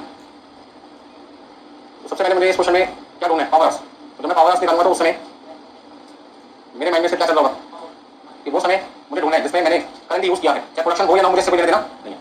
क्योंकि मुझे बिजली का बिल पे करना है तो इलेक्ट्रिसिटी कंपनी कहते हैं आपने यदि मशीन ऑन कर दी तो बिल आना आपका शुरू हो जाएगा, भले प्रोडक्शन करो या ना करो, उससे हमारा कोई लेना देना नहीं। अब ऐसे में जब मैं पावर्स निकाल रहा हूँ तो टोटल आवर्स कितने थे? 10 घंटे। उसमें से रिपेयर टाइम मैंने माइनस किया 160 घंटे और सेटअप टाइम मेरे को माइनस करना है। तो ध्यान से देखिए क्या लिखा है, 70% क्या लिखा है? No current use. मतलब 1200 घंटे का 70% ऐसा टाइम था जिसमें आपने करंट यूज नहीं किया। मतलब आप 840 घंटे कर सकते हैं। तो उसमें 10,000 घंटों में से 160 घंटे तो मशीन की रिपेयरिंग की जा रही थी, तब हम मान के चलते मशीन हमने बंद कर दी थी। और सेटअप टाइम 1200 घंटे जिसमें 70% नो करंट यूज का, मान के चलते उस समय जब मशीन में सेटिंग की जा रही थी तो उस समय कोई करंट यूज नहीं था। बताओ कितना हुआ? तो पावर आवर्स कितने आ गए आपके? फिर क्वेश्चन में दूसरा पॉइंट आपसे पूछा कि 1 घंटे का बिल कितना आता है आपका? मैंने कहा 1 घंटे में हमने कितनी यूनिट कंज्यूम किया? 10 यूनिट। यूनिट कौन सा जानते हो? मीटर। जब आप देखते हो इलेक्ट्रिसिटी मीटर तो आपकी फैक्ट्री में लगा होगा, उस मीटर में 1 घंटे के अंदर कितनी यूनिट इंक्रीज हो रही है? 10 unit.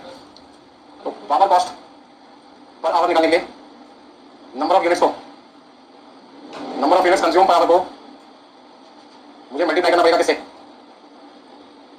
Power cost per unit से। तो मैंने कहा 1 घंटे में हम यदि 10 यूनिट कंज्यूम करते हैं और इलेक्ट्रिसिटी कंपनी हमसे 1 घंटे कितने पे चार्ज करती है तो उसमें 1 घंटे का बिल हमारा कितना आता है? 20 रुपये आता है। यदि 1 घंटे में हमारा बिल 20 रुपये आता है तो 9000 घंटे का बिल कितना आएगा? यानी पावर कॉस्ट आपकी 1 साल की कितनी आ जाएगी? तो 1 साल की पावर कॉस्ट को निकालने के लिए मुझे क्या करना पड़ेगा? पावर को पावर कॉस्ट पर आवर से करना होगा। तो 9000 घंटे हमने मल्टीप्लाई करना किससे? 20 रुपये पर आवर से। मतलब कि आपका आ जाएगा 1,80,000। तो मैं कहते हैं 1,80,000 हमारा साल का बिजली का बिल आता है मशीन को चलाने पर।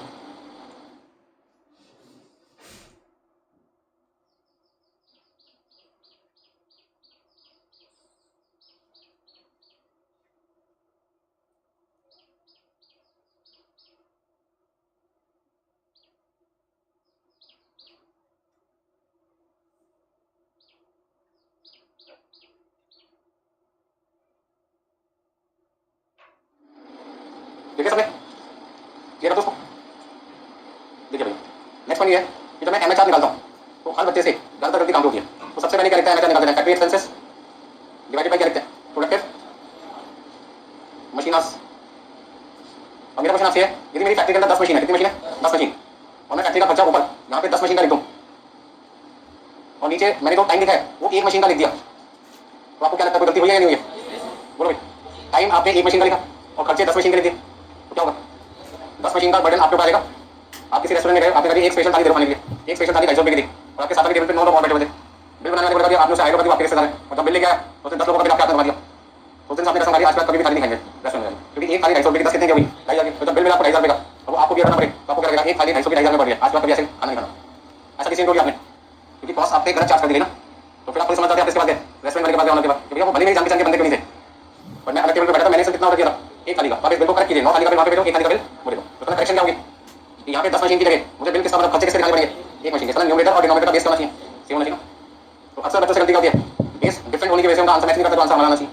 तो पहला बेस क्या है? नंबर ऑफ मशीन सेम होनी चाहिए। पहला बेस क्या है?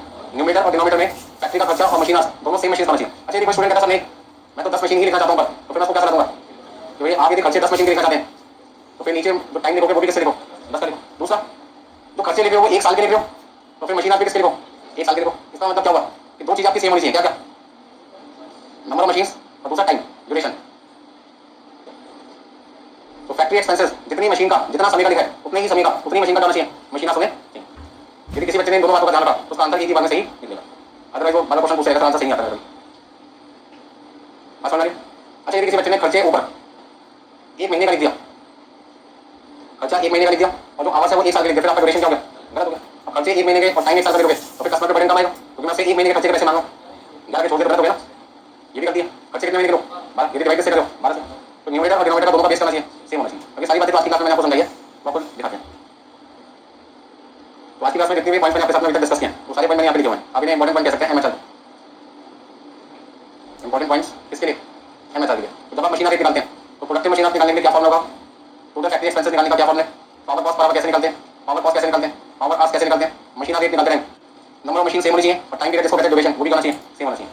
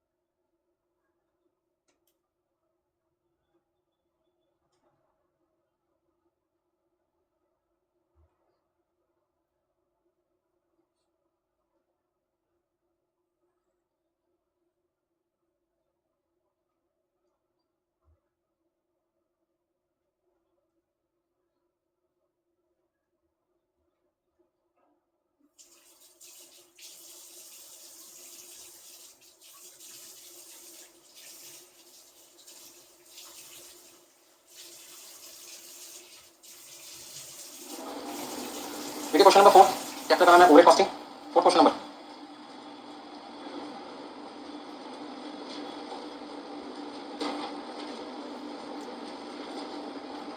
फोर्थ क्वेश्चन लिखा है computer machine rate from the following data. आपका जो इन्फॉर्मेशन गिवन है उसका यूज करते हुए आपको एमएचआर निकालना है, मतलब एक घंटे मशीन चलने का खर्चा कितना आता है फैक्ट्री का वो पता लगाना है।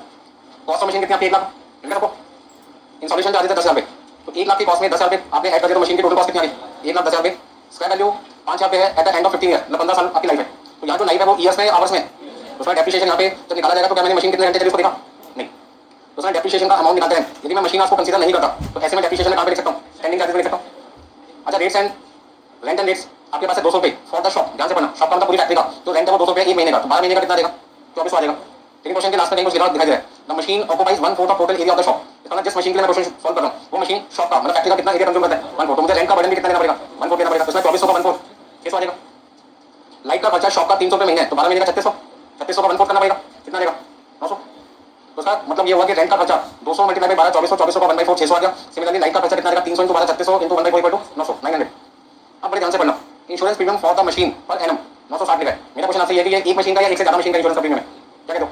एक है, क्योंकि यहाँ पे से मशीन लिखा है, मशीन्स नहीं लिखा। यदि खाली मशीन वाली है मतलब सिंगल मशीन की बात करें, मशीन्स लिखा होता है एस लग जाता तो वो एक से ज्यादा मशीन हो जाती है। तो ये आपको छोटे छोटे पॉइंट को ध्यान रखना पड़ता है इस चैप्टर में। Repair and maintenance expenses per annum कितने? 1000।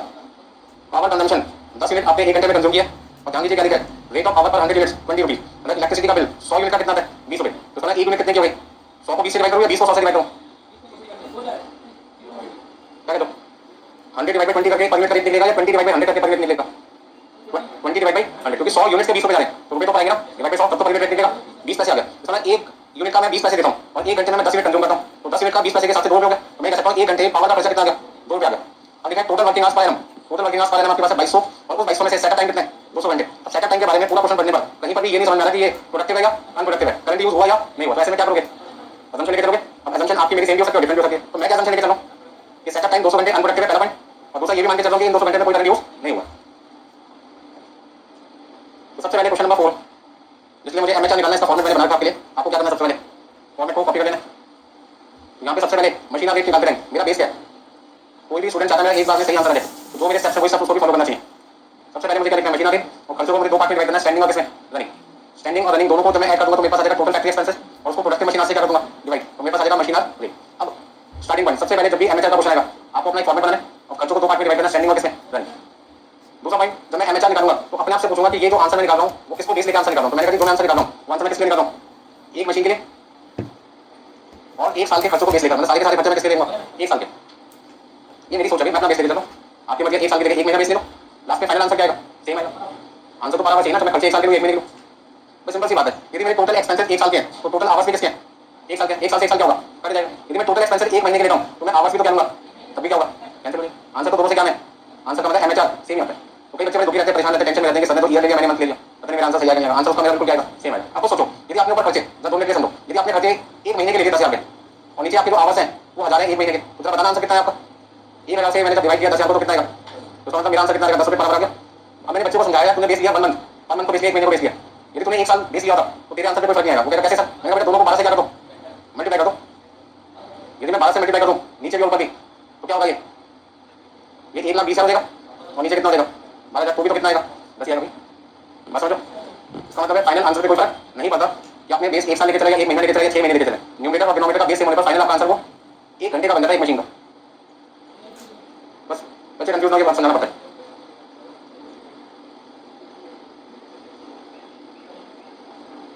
चलिए क्वेश्चन को आगे बढ़ाते हैं। सबसे पहले डेप्रिसिएशन निकालते हैं, हमने क्या देखा, मशीन की टोटल कॉस्ट कितनी थी, 1,10,000 और स्क्रैप वैल्यू कितनी है, 5,000, लाइफ कितनी है, 15 साल, एक साल का डेप्रिसिएशन 7,000। अच्छा रेंट एंड रेट कितना था, रेंट एंड रेट से 200 रुपये एक महीने का। अब ध्यान से सुनो, ध्यान से सुनो, 200 रुपये एक महीने का, मैंने यहाँ पे क्या लिखा है एक साल, तो 12 से मल्टीप्लाई करना पड़ेगा। फिर मुझे आंसर चाहिए एक मशीन का, तो मैंने देखा एक मशीन ने कितना एरिया कंज्यूम किया, 1 को, तो कितना आएगा 600। ऐसे लाइफ का खर्चा है एक महीने का 300, 12 महीने का वो 3600 रुपये। होल फैक्ट्री का मुझे एक मशीन का चाहिए। इंश्योरेंस मुझे देखा है 960 रुपये, रिपेयर कितना है 1000 रुपये। अच्छा पावर का खर्चा कैसे निकालोगे, 20 रुपये का खर्चा कितनी मिनट लेता, तो 1 मिनट का कितना हुआ, 20 पैसे इंटू कितनी मिनट थी, 10 मिनट थी, इसका कितना हुआ 2 रुपये, 2 रुपये इंटू, आपको यहाँ पे पावर आवर्स निकालना पड़ेगा, तो पावर आवर्स निकालने के बाद बना लेंगे। अच्छा सुपरवाइजर की सैलरी एक महीने की कितनी रखी है, 600, तो 12 महीने की कितनी हो गई, 7200। और लिखा सुपरवाइजर ने इस मशीन पे अपना कितना टाइम डिवोट किया, 1/5, तो सुपरवाइजर ने अपना 1/5 टाइम इस मशीन पे डिवोट किया, इसलिए मैं क्वेश्चन सॉल्व कर रहा हूँ। तो सुपरवाइजर ने यदि अपने टाइम का 1/5 टाइम हमें दिया तो हम उसका इस मशीन पे खर्चा कितना डालेंगे, 1/5। भाई सिंपल सी बात समझो, मैं डेली 8 घंटे होम ट्यूशन पढ़ाता हूँ, रोज के 8 घंटे होम ट्यूशन पढ़ाता हूँ, उसमें से मैंने तुम्हें 2 घंटे पढ़ाया तो तुमसे 8 घंटे के वैसे 2 घंटे के और 1 घंटा पढ़ाया करो और 3 घंटे, बात समझो। तो जैसे जैसे एग्जाम पास आते हैं कभी हम 2 घंटे 3 घंटे भी पढ़ाते हैं, 4 घंटे भी पढ़ाते हैं, और जब एग्जाम हो जाता है मेरा 2 दिन की छुट्टी ऐश कर लो। तो मेरी बात को समझो, जैसे जैसे टाइम डिवोट करोगे उसी के हिसाब से पैसे चार्ज करोगे। तो एग्जाम के दिन में हमारे पैसे ज्यादा बनेंगे क्योंकि बच्चों को ज्यादा टाइम डिवोट करते हैं, और जब एग्जाम ओवर जाते हैं बच्चे ने बहुत बढ़िया साल उसको घूमने एंजॉय करने दो, तो वो बच्चा एंजॉय करता है, लेकिन हमारा तो काम बंद कर देना उसने।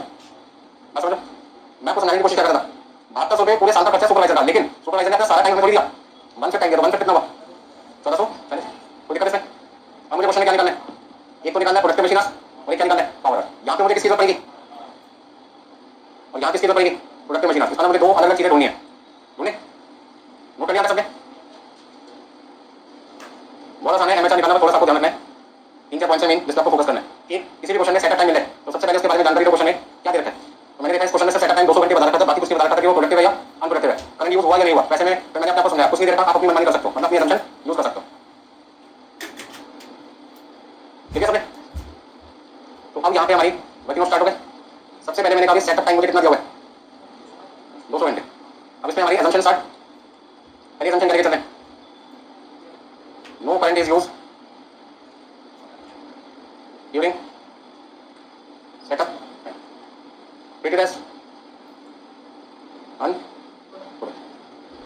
अच्छा इन दोनों असम्पशन का आपस में कोई कनेक्शन नहीं, इसका रिलेशन किससे होता है, जब मैं पावर आवर्स निकालूंगा उससे, और इसका रिलेशन किससे, प्रोडक्टिव मशीन आवर्स निकालने से।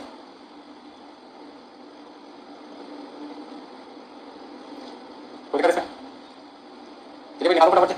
अब पावर आवर्स निकालते रहें। हम क्या करते हैं, टोटल मशीन आवर्स कितने, 2200, उसमें से क्या माइनस करते हैं, रिपेयर टाइम जो क्वेश्चन में है या नहीं, सेटअप टाइम नो करंट वाला माइनस करते हैं। मतलब कि अच्छा, जब मैं पावर आवर्स निकाल रहा था तो मेरा ध्यान किस पे नहीं था, काम हुआ या नहीं हुआ मैंने उसके बारे में ना किसी से पूछा ना अपने दिमाग में वो पॉइंट डाला। और जब पावर आवर्स निकल गए तो अब मैं अपने आप से क्या पूछूंगा, यार कितने घंटे मेरी मशीन ने प्रोडक्शन किया, तो 2200 घंटे में से माइनस किया रिपेयर टाइम, और यहाँ पे सेटअप टाइम में मुझे क्या माइनस करना है, अनप्रोडक्टिव। मतलब कि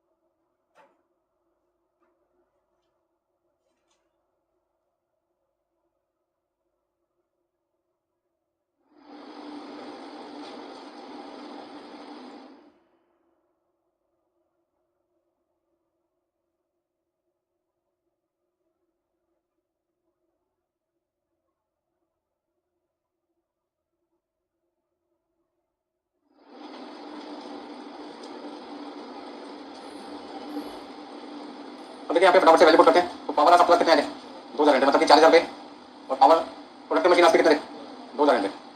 देखिए कितना कितना लिखना, 15,000, 15,000 कितने, 900 डिवाइड कर दो, कितना लिखें, तो 7.95 आपको क्या बताता है, 7.95 आपको ये बताता है कि मशीन 1 घंटे जब चलती है तो उसके चलने पर फैक्ट्री का खर्चा उस मशीन के लिए कितना है, 7 रुपये 95 रुपये। मतलब मैं आपको समझाना चाहता हूँ कि 7.95 निकालकर आपने क्या किया, तो आपसे पूछे थे 7.95 जो मशीन रेट है क्या, क्यों निकालते हैं इसको, आप क्या करोगे, तो एग्जाम में हमेशा पूछते हैं, मार्क्स मिलते हैं निकालते हैं, ऐसा जवाब दोगे, ऐसा मतलब क्लियर करना चाहते हो।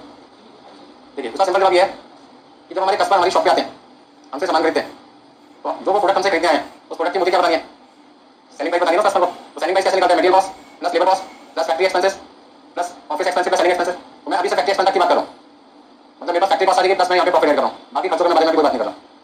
और दोनों ध्यान से समझिए, हमने मटेरियल तो लगेगा 200 रुपये का, लेबर लगेगी 100 रुपये की, प्रॉफिट हमें चाहिए 150 रुपये का, हमें सेलिंग प्राइस कम निकाल दूंगा जो मेरे पास फैक्ट्री एक्सपेंस हो।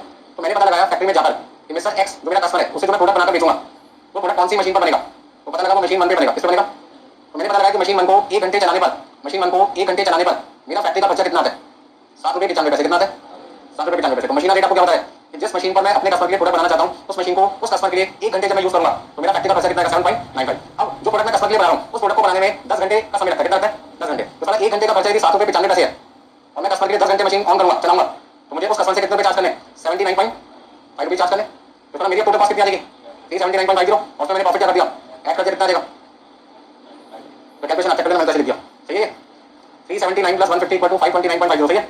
समझ लगे कि मैं तो 7 रुपये 95 पैसे 1 घंटे का रेट आपके सामने निकाला था, इसको निकालने का पर्पस क्या था, क्यों निकालता उसको मैं, ताकि फैक्ट्री का खर्चा अपने कस्टमर से मैं कितना चार्ज करूंगा वो मुझे पता चल सके। तो जब तक खर्चे नहीं पता चलेंगे तब तक मैं सेलिंग प्राइस कस्टमर को नहीं बता पाऊंगा ना, क्लियर हो गया। ये सारी चीजें नोट करने की वजह से समझाया मैंने आपको, यहाँ सोचा क्वेश्चन तो मैंने निकालने आंसर कर दिया। तो रिवीजन के टाइम पर आपको दिक्कत आए कि ये पॉइंट तो क्वेश्चन कहानी आंसर लिख दिया सर ने, तो मैंने आपको सिर्फ एमएचआर निकालने का पर्पस बताया था कि हम एक मशीन के लिए क्वेश्चन को सॉल्व करते हैं, क्योंकि कस्टमर के लिए मशीन कितनी यूज होती है, एक। अच्छा मान लो किसी प्रोडक्ट को बनाने के लिए 2 मशीन यूज होती तो फिर मैं क्या करता, यदि किसी कस्टमर के लिए मैं 2 मशीन का इस्तेमाल करता, ध्यान से समझो, प्रोडक्ट को बनाने के लिए मशीन 1 के साथ साथ किसका भी यूज होता है, मशीन 2 का भी यूज होता है। और उस मशीन को 1 घंटे चलाने पर फैक्ट्री का खर्चा जैसे यहाँ पे 7 रुपये 95 पैसे है, मान लीजिए वहां पर 12 रुपया था, कितना था, 12। मशीन 2 का यूज मैंने किया 5 घंटे, कितना, और मशीन 1 का यूज मैंने किया 10 घंटे। जो प्रोडक्ट मैं कस्टमर को बना के दे रहा हूँ उसमें कितने तरीके की मशीन का इस्तेमाल हो रहा है, मशीन 1 कितने घंटे, 10 घंटे, और मशीन 2 5 घंटे। मशीन 1 का खर्चा 1 घंटे का कितना है, 7 रुपये 95 पैसे, 2 का कितना है, 12। तो उसमें फैक्ट्री का खर्चा कितनी बार आएगा, 2 बार, मशीन 1 के नाम से और मशीन 2 के नाम से। मशीन 1 के नाम से कितना, 79.5, और मशीन 2 का कितना है, 7 रुपये, दोनों मिलाकर कितना देगा, 139।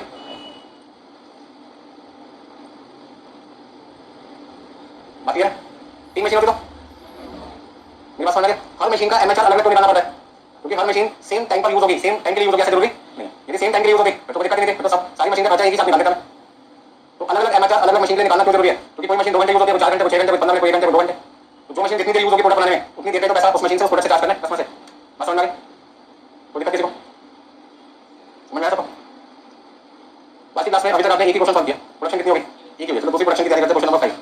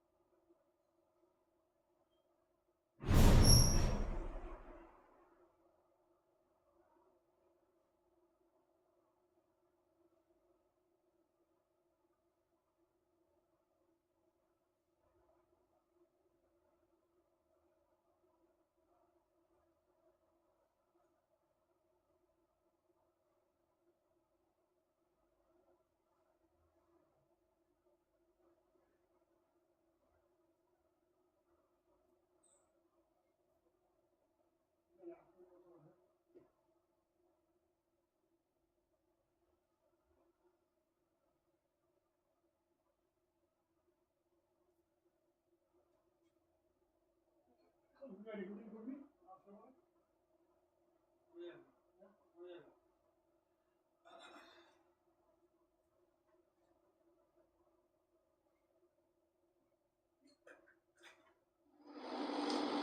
अगला क्वेश्चन शुरू करते हैं, क्वेश्चन नंबर 5। फिफ्थ क्वेश्चन में लिखा है machine was purchase for rupees 5 lakh. एक मशीन आपने खरीदी है 5 लाख रुपए की।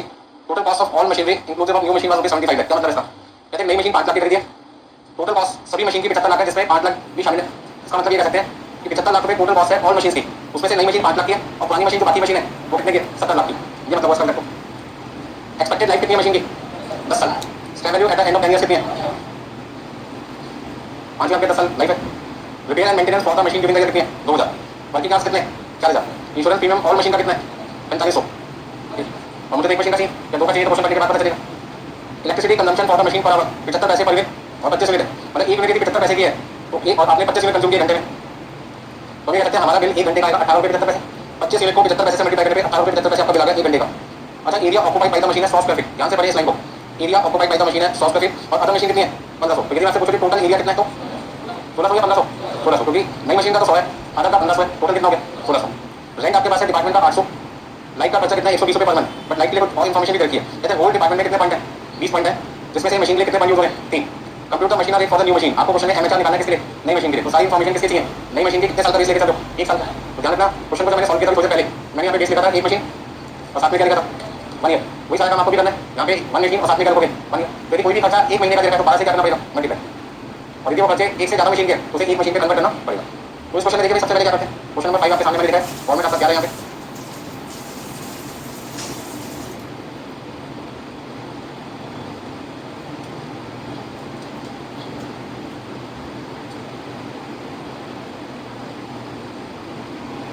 देखिए सबसे पहले जब हमें क्वेश्चन को सॉल्व करना है, पहले मैंने यहाँ पे लिख दिया एक मशीन और एक।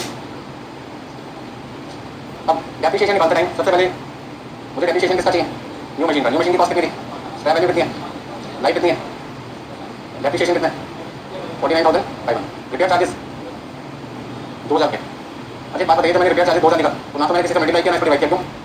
क्योंकि रिपेयर चार्जेस एक ही मशीन का 1 साल का देता है। तो यदि कोई खर्चा एक मशीन 1 साल का देता है तो मुझे कुछ नहीं करना है, as it is copy paste करना है। अब इंश्योरेंस का खर्चा कितना है? 4500 रुपये और मशीन का। और आपको याद होगा मैंने कहा था इंश्योरेंस किसमें बांटते हैं? वैल्यू में। तो वैल्यू टोटल कितनी है? 75 लाख। और उसमें से नई मशीन कितने की है? 5 लाख की। कितना लिखो? 300। अच्छा रेंट का खर्चा कितना है? 800 रुपये एक महीने का, तो 12 महीने का 9600। और 9600 तो होल डिपार्टमेंट है, मुझे एक मशीन के लिए चाहिए, तो एक मशीन का एरिया कितना है और टोटल एरिया कितना है? कितना लिखो? देखो ठीक है, 1600 स्क्वायर फीट टोटल एरिया है। 1600 का पंच बन गया 100 नई मशीन का, 1500 अदर मशीन का, तो टोटल कितना हो गया? 1600। तो 1600 स्क्वायर फीट टोटल एरिया है जिसका किराया जाता है 9600। तो 100 के लिए कितना जाएगा? अच्छा लाइट कितना है? 120 रुपये पर मंथ, 12 महीने का 1440। कितने पॉइंट है टोटल? 20। और मशीन में कितने यूज रहने वाली में? कितना लिखो? 200। अच्छा एक यूनिट 25 पैसे की है या 75 पैसे की है? 75 पैसे की एक यूनिट है और एक घंटे में 25 यूनिट कंज्यूम कर दो, मतलब एक घंटे का बिल आपका आता है 18 रुपये 75 पैसे। और मुझे क्वेश्चन में क्या सेटअप टाइम दे रखा है? नहीं, ये खुश हो गया मेरा। क्यों? कोई असम्पशन या कोई टेंशन मेरी लाइफ में नहीं है।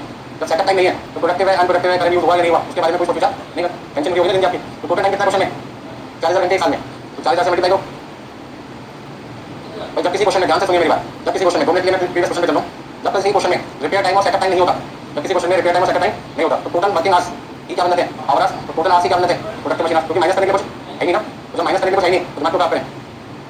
कितना लिखूँ? 75,000 रुपये। अब टोटल एक्सपेंसेस कितना करेंगे आपके? 1,27,600 होगा। और टाइम आपके पास 40,000 घंटे, डिवाइड करके देखो कितना आता है? 31/900। 4 तो 900 में मैंने 90 लिख दिया, 4 तो 900 होगी ना। यदि 5 होता तो मैं 9 लिख सकता। नोट कर लीजिए फटाफट।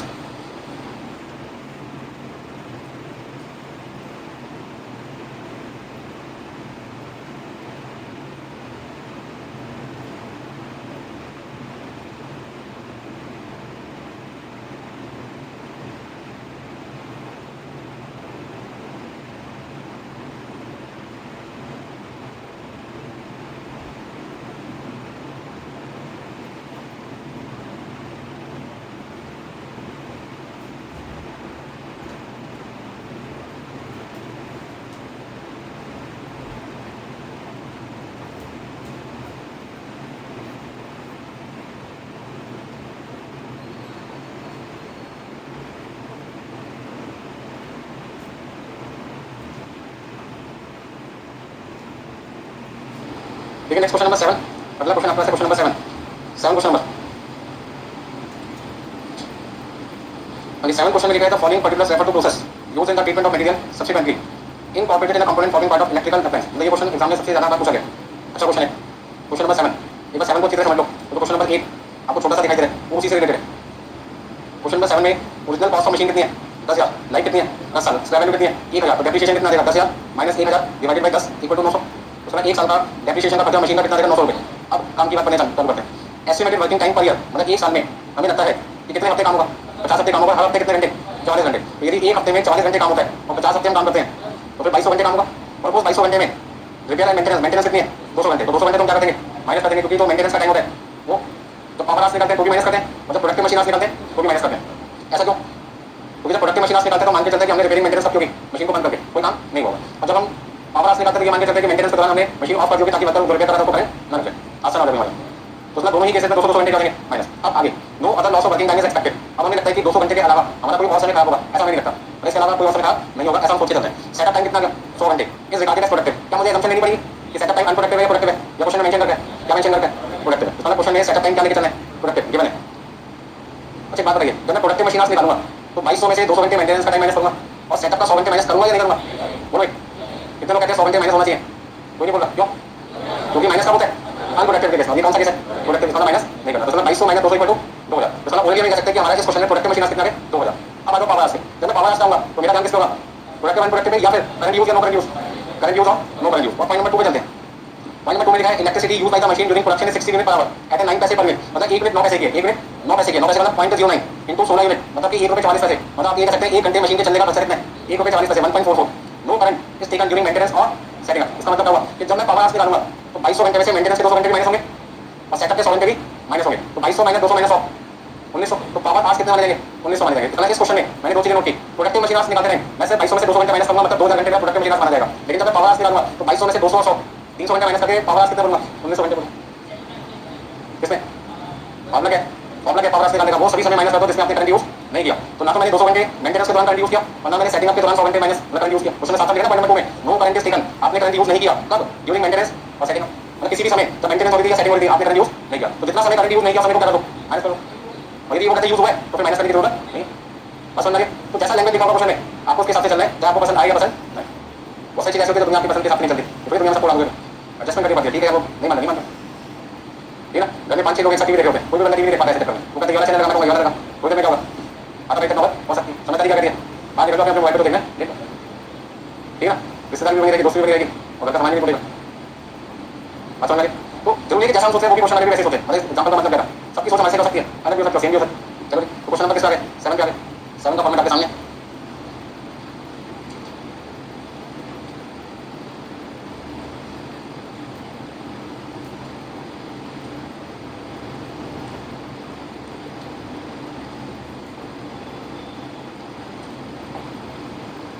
चलिए बताइए कितना कितना लिखना है? डेप्रिसिएशन कितना है? 10,000 माइनस 1,000 डिवाइडेड बाई 10। अच्छा मैं यहाँ तो क्वेश्चन सॉल्व कर रहा हूँ, उसमें मेरी असम्पशन क्या थी? मैं अपना बेस करके चल रहा हूँ। एक मशीन और सारे खर्चे कितने साल के? 1 साल के। तो ये ध्यान रखना, मैं कोई भी खर्चा यहाँ लिखूंगा तो वो खर्चे एक मशीन के होने चाहिए और वो खर्चे कितने समय के लिए होने चाहिए? 1 साल के लिए। केमिकल सॉल्यूशन, अभी हम उस पर पहुंचेंगे, पूरा क्वेश्चन पढ़ लेते हैं। The machine required point number 3 में लिखा है chemical solution which is the base at the end of each week rupees 20। अच्छा कितने वीक का क्वेश्चन है?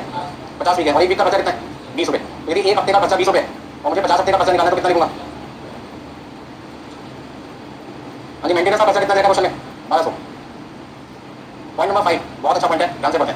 पॉइंट नंबर 5 में लिखा है two attendant control the operation of machine together with 5 other identical machine. क्या मतलब है इस लाइन का समझ? ये कहते हैं दो लोग मिलकर इस मशीन के साथ साथ कितनी और आइडेंटिकल मशीन को संभाल रहे हैं। इसका मतलब सिंपल लैंग्वेज में ये कहूं कि दो लोग मिलकर कितनी मशीन पे काम कर रहे हैं? 6 पे कर रहे हैं। ऐसे भी बोल सकते हैं दिमाग खराब करने के लिए। दो लोग कितनी मशीन पे काम कर रहे हैं? 6 पे काम कर रहे हैं। तो यदि मुझे एक का खर्चा निकालना है तो 6 से क्या करना पड़ेगा? डिवाइड करना पड़ेगा। ये बात तो मतलब समझना मुझे भी और आपको भी। They are combined weekly wages 120 रुपये। कंबाइंड का मतलब दोनों की 120 है या दोनों की अलग अलग 120 है? 120 रुपये एक बंदे के दोनों के मिला के। तो क्या मुझे 200 मल्टीप्लाई करना है? तो 2 मत करें 200 मल्टीप्लाई करेंगे तो नहीं करना, क्योंकि 120 रुपये दोनों का अमाउंट शामिल है। एक का 60 रुपये था, एक का 60 था। कंबाइंड का मतलब क्या होगा? दोनों मिलाकर। तो 200 मल्टीप्लाई नहीं करना, इनको कितने आते हैं? 50 मतलब कितना हुआ? और मुझे कितनी मशीन का आंसर चाहिए? और ये खर्चा किसका है? 6 का। 6 समझ में आया? दो वर्कर मिलकर इस मशीन के साथ साथ और 5 मशीन संभाल रहे हैं, तो इसके साथ 5 और तो कितने टोटल? 6 हुए। इसका 6000 रुपये लेकर अटेंडेंट कितनी मशीन पे काम करते थे? मुझे कितना चाहिए? क्या करना चाहिए? 170/6 से divide equal to 1000। General work overhead allocated to this machine 2000 रुपये। दिस मशीन का इस मशीन का खर्चा निकाल के दिया हुआ है। यानी पावर कॉस्ट कितनी थी? एक यूनिट 9 पैसे की है और आपकी 16 यूनिट कंज्यूम होती है। इस तरह 1 घंटे का बिल आपका था 1 रुपये। अब आपको यहाँ पे पावर आवर्स भी निकालने और प्रोडक्टिव मशीन आवर्स भी निकालने, दो चीजें निकालनी है। तो उसके लिए क्या करना पड़ेगा, वर्किंग नोट बनानी पड़ेगी।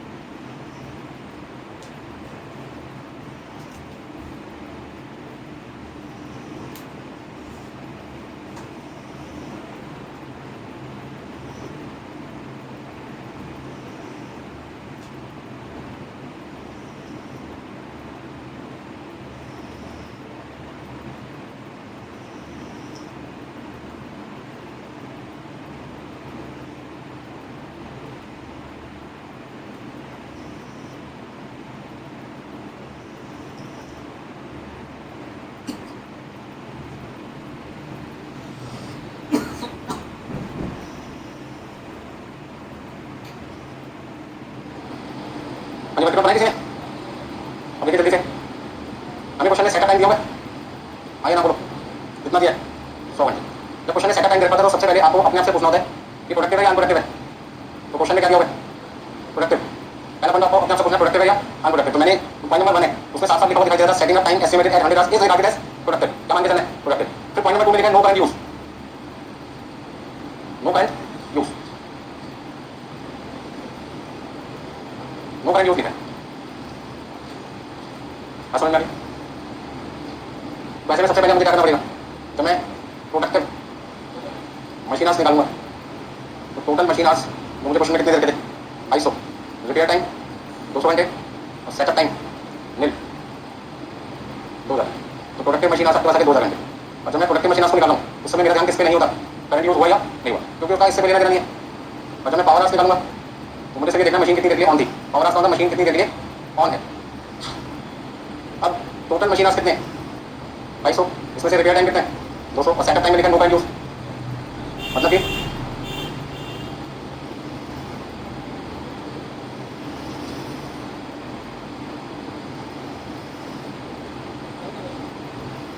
तो दोनों को मिक्सअप नहीं करना। जब मिक्स करोगे माइंड आपका मिक्स हो जाएगा, क्या सही है क्या गलत है, घबरा लोगे, चक्कर आएगा, परेशान होगे। दोनों चीजें अलग अलग है, दोनों का मीनिंग अलग है, कॉन्सेप्ट अलग है, मिक्स ना करें आपस में। बात समझाऊं, गड़बड़ मत करने का। तो जब किसी क्वेश्चन में सेटअप पॉइंट लिखा हुआ दिखाई दे, सबसे पहले आपको करना है पेज पे सेटअप टाइम लिखो और देखो उसके बाद क्वेश्चन में क्या लिखा है। जैसा क्वेश्चन में लिखा है वैसे आपको आंसर निकालना है। क्वेश्चन में कुछ नहीं लिखा फिर तो आप अपनी मंगी कर सकते हो, असम्पशन लिखे अभी लिखे था सबने। अब मेरा आंसर 2 बजे से रुका हुआ था। एक तो पावर आवर्स मुझे चाहिए थे, तो मुझे कितने मिले, 1900 घंटे। तो यदि 1900 घंटे पावर आवर्स है तो 1900 से मल्टीप्लाई करो, कितना लिखूँ, अभी 1.44 को मैंने 1900 से मल्टीप्लाई किया तो मुझे दिखाई 2736 पावर। और टोटल मशीन आवर्स जो प्रोडक्टिव मशीन आवर्स है वो कितने लिखने हैं। वैसे में अब मेरा जो आंसर आएगा वो कितना आएगा, 8836 और 8836 को मैंने डिवाइड किया जैसे 2000 से, तो मेरा आंसर कितना आ जाएगा 4.418 आएगा। तो राउंड कर सकते हैं, 4.418 आया था, मैंने 4 लिख दिया। ये कितना। अब क्वेश्चन नंबर 7 आपने सक्सेसफुली कंप्लीट कर लिया, मैं मान के चल रहा हूँ। क्वेश्चन नंबर 8 पे आ जाते हैं। कहने के क्वेश्चन नंबर 8 एक सिंगल क्वेश्चन है, लेकिन 3 बार करना आपको, क्योंकि केसेस कितने दिखाई दे रहे हैं, 3।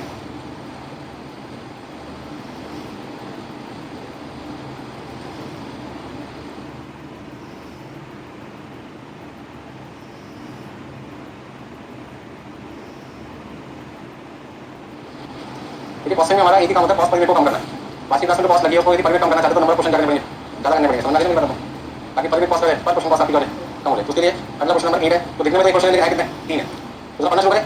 क्वेश्चन में लिखा है continuing the information given in question number 7 compute the machine hour rate और each of the following cases. पहला केस क्या है, सेटअप टाइम को क्या मान के चलो, प्रोडक्टिव, और मान के चलो current is taken, current is use. इसका मतलब जो अभी हमने यहाँ पे लिखा था 100 घंटे सेटअप टाइम, उसमें कहता है कि प्रोडक्टिव मानो, मतलब पहला पॉइंट तो सेम है, दूसरे पॉइंट में 9 बच जाएगा और क्या आ जाएगा, करंट यूज हो जाएगा। यदि करंट यूज हो गया तो मैं यहाँ पे तो 100 घंटे माइनस करता हूँ, माइनस करने की जरूरत नहीं पड़ेगी। तो यहाँ पे कितना आ जाएगा, 2000। तो इसका मतलब मुझे तीनों केस के प्रोडक्टिव मशीन आवर्स और पावर आवर्स बार बार निकालना पड़ेगा, निकालना पड़ेगा। तो इसका मतलब क्वेश्चन के मुझे निकालना तो एमएचआर है, ये 7 समझ में आ गया। तो 7 क्वेश्चन में और 8 क्वेश्चन में क्या डिफरेंस आने वाला है। 7 क्वेश्चन में कोई इन्फॉर्मेशन याद रखिए, वही सारी इन्फॉर्मेशन 8 में आएगी, बस फर्क कहाँ आएगा, एक तो पावर कॉस्ट का, एक कहाँ पर प्रोडक्टिव मशीन आवर्स है। जैसी लैंग्वेज रखोगे उसके हिसाब से वैल्यू क्या होगी, चेंज होगी, उसके हिसाब से आपका फाइनल आंसर चेंज होता रहेगा। तो सबसे पहले तो क्वेश्चन नंबर 8 हम करने जा रहे हैं। उसमें हमें यहाँ पे देखना प्रोडक्टिव मशीन आवर्स।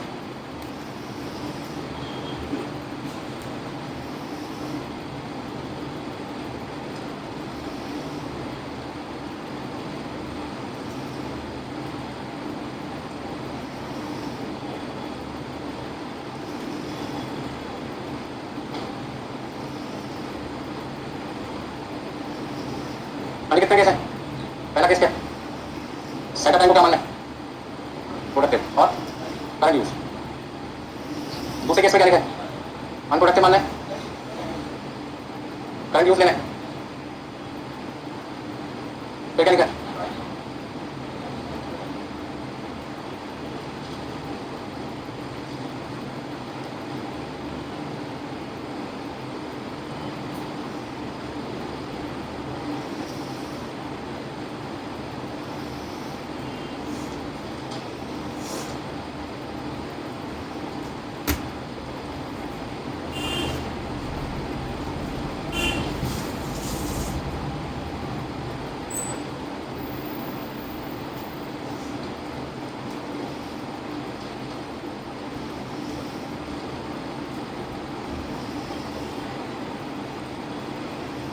ये समझ में आया कैसे वर्किंग बनाने? अब सबसे पहले टोटल आवर्स कितने थे?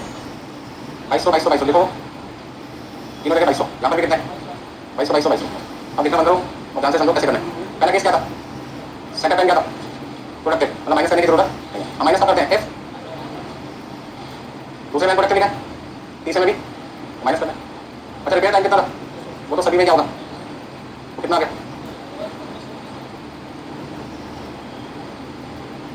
तो जब मैं प्रोडक्टिव मशीन निकाला था, मेरा फोकस सिर्फ ये पता लगाने में था कि कितने समय में प्रोडक्शन हुआ। अब जब मैं पावर आवर्स निकाल रहा हूँ तो मुझे वो सभी समय माइनस करना है जिसमें आपने पावर मतलब करंट यूज नहीं किया। अच्छा, सेटअप टाइम कितना? 100 घंटे, तब माइनस होगा इफ नो करंट यूज।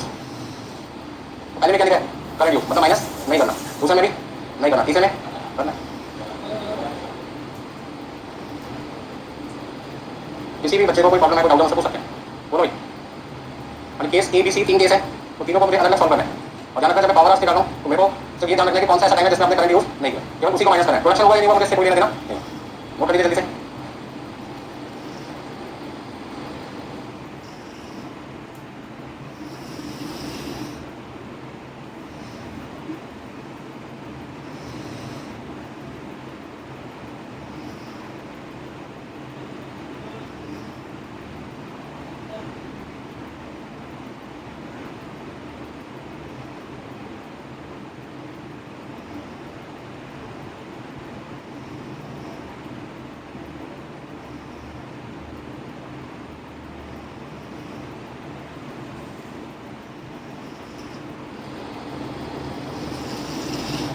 हो गया भी सबका?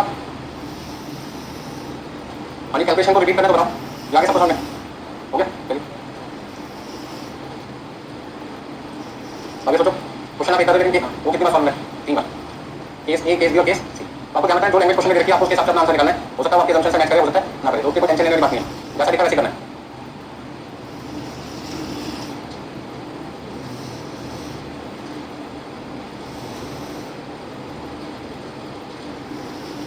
तो जिन लोगों ने नोट कर लिया बच्चों ने बराबर से अपना आगे का काम करो। अब जब आप मशीन रेट निकालोगे तो वहाँ पर आपका जो अमाउंट है एक कॉलम होता है, वहाँ पे कितने कॉलम बनेंगे? 3 बनेंगे, केस ए, केस बी और केस सी के नाम से।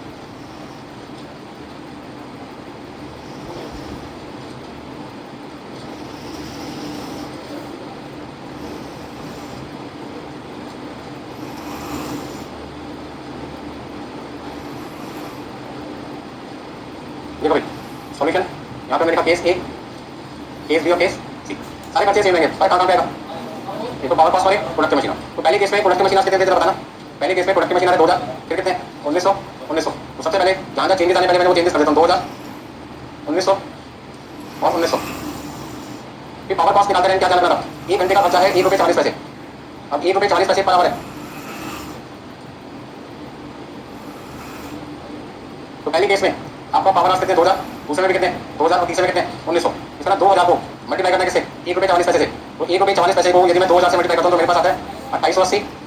अगले केस में भी 2880 और लास्ट केस में 2736। समझ में आया कैसे निकाला? ₹1.40 को 2000 और 1900 से मल्टीप्लाई किया। किसी को कोई दिक्कत है तो आप अपनी कैलकुलेशन को यहाँ पे अलग से दिखा भी सकते हैं, ताकि रिवीजन के टाइम पर आपको एग्जाम के टाइम पर कोई दिक्कत 9। बाकी सारी चीजें क्वेश्चन नंबर 7 से कॉपी कर लेते हैं, कॉपी पेस्ट करने में हम चैंपियन है। जरा बताओ कितना कितना लिखो। एप्लीकेशन था 900 रुपये, 1 मिनट। केमिकल सॉल्यूशन था 1000 रुपये। मेंटेनेंस 1200 की भाई, मेंटेनेंस का खर्चा था 1200 रुपये, बोल चुप मार, ठीक है भाई। अटेंडेंस का खर्चा कितना था? 1000 रुपये। 1000 कैसे आया था याद है कुछ? 120 रुपये इंटू 50 हफ्ते, ये कितना था आपका? बताओ कितना लिखूं? 8980 8836 अब डिवाइड कर देंगे तो कितना आएगा? 4.49, 4.73 और 4.6। बोलो भाई दिक्कत है तो भाई। तो जैसे जैसे केसेस बदलते रहेंगे क्वेश्चन में वैसे वैसे आप आंसर भी इन वाइस लेते करें, यहाँ करें बहुत है।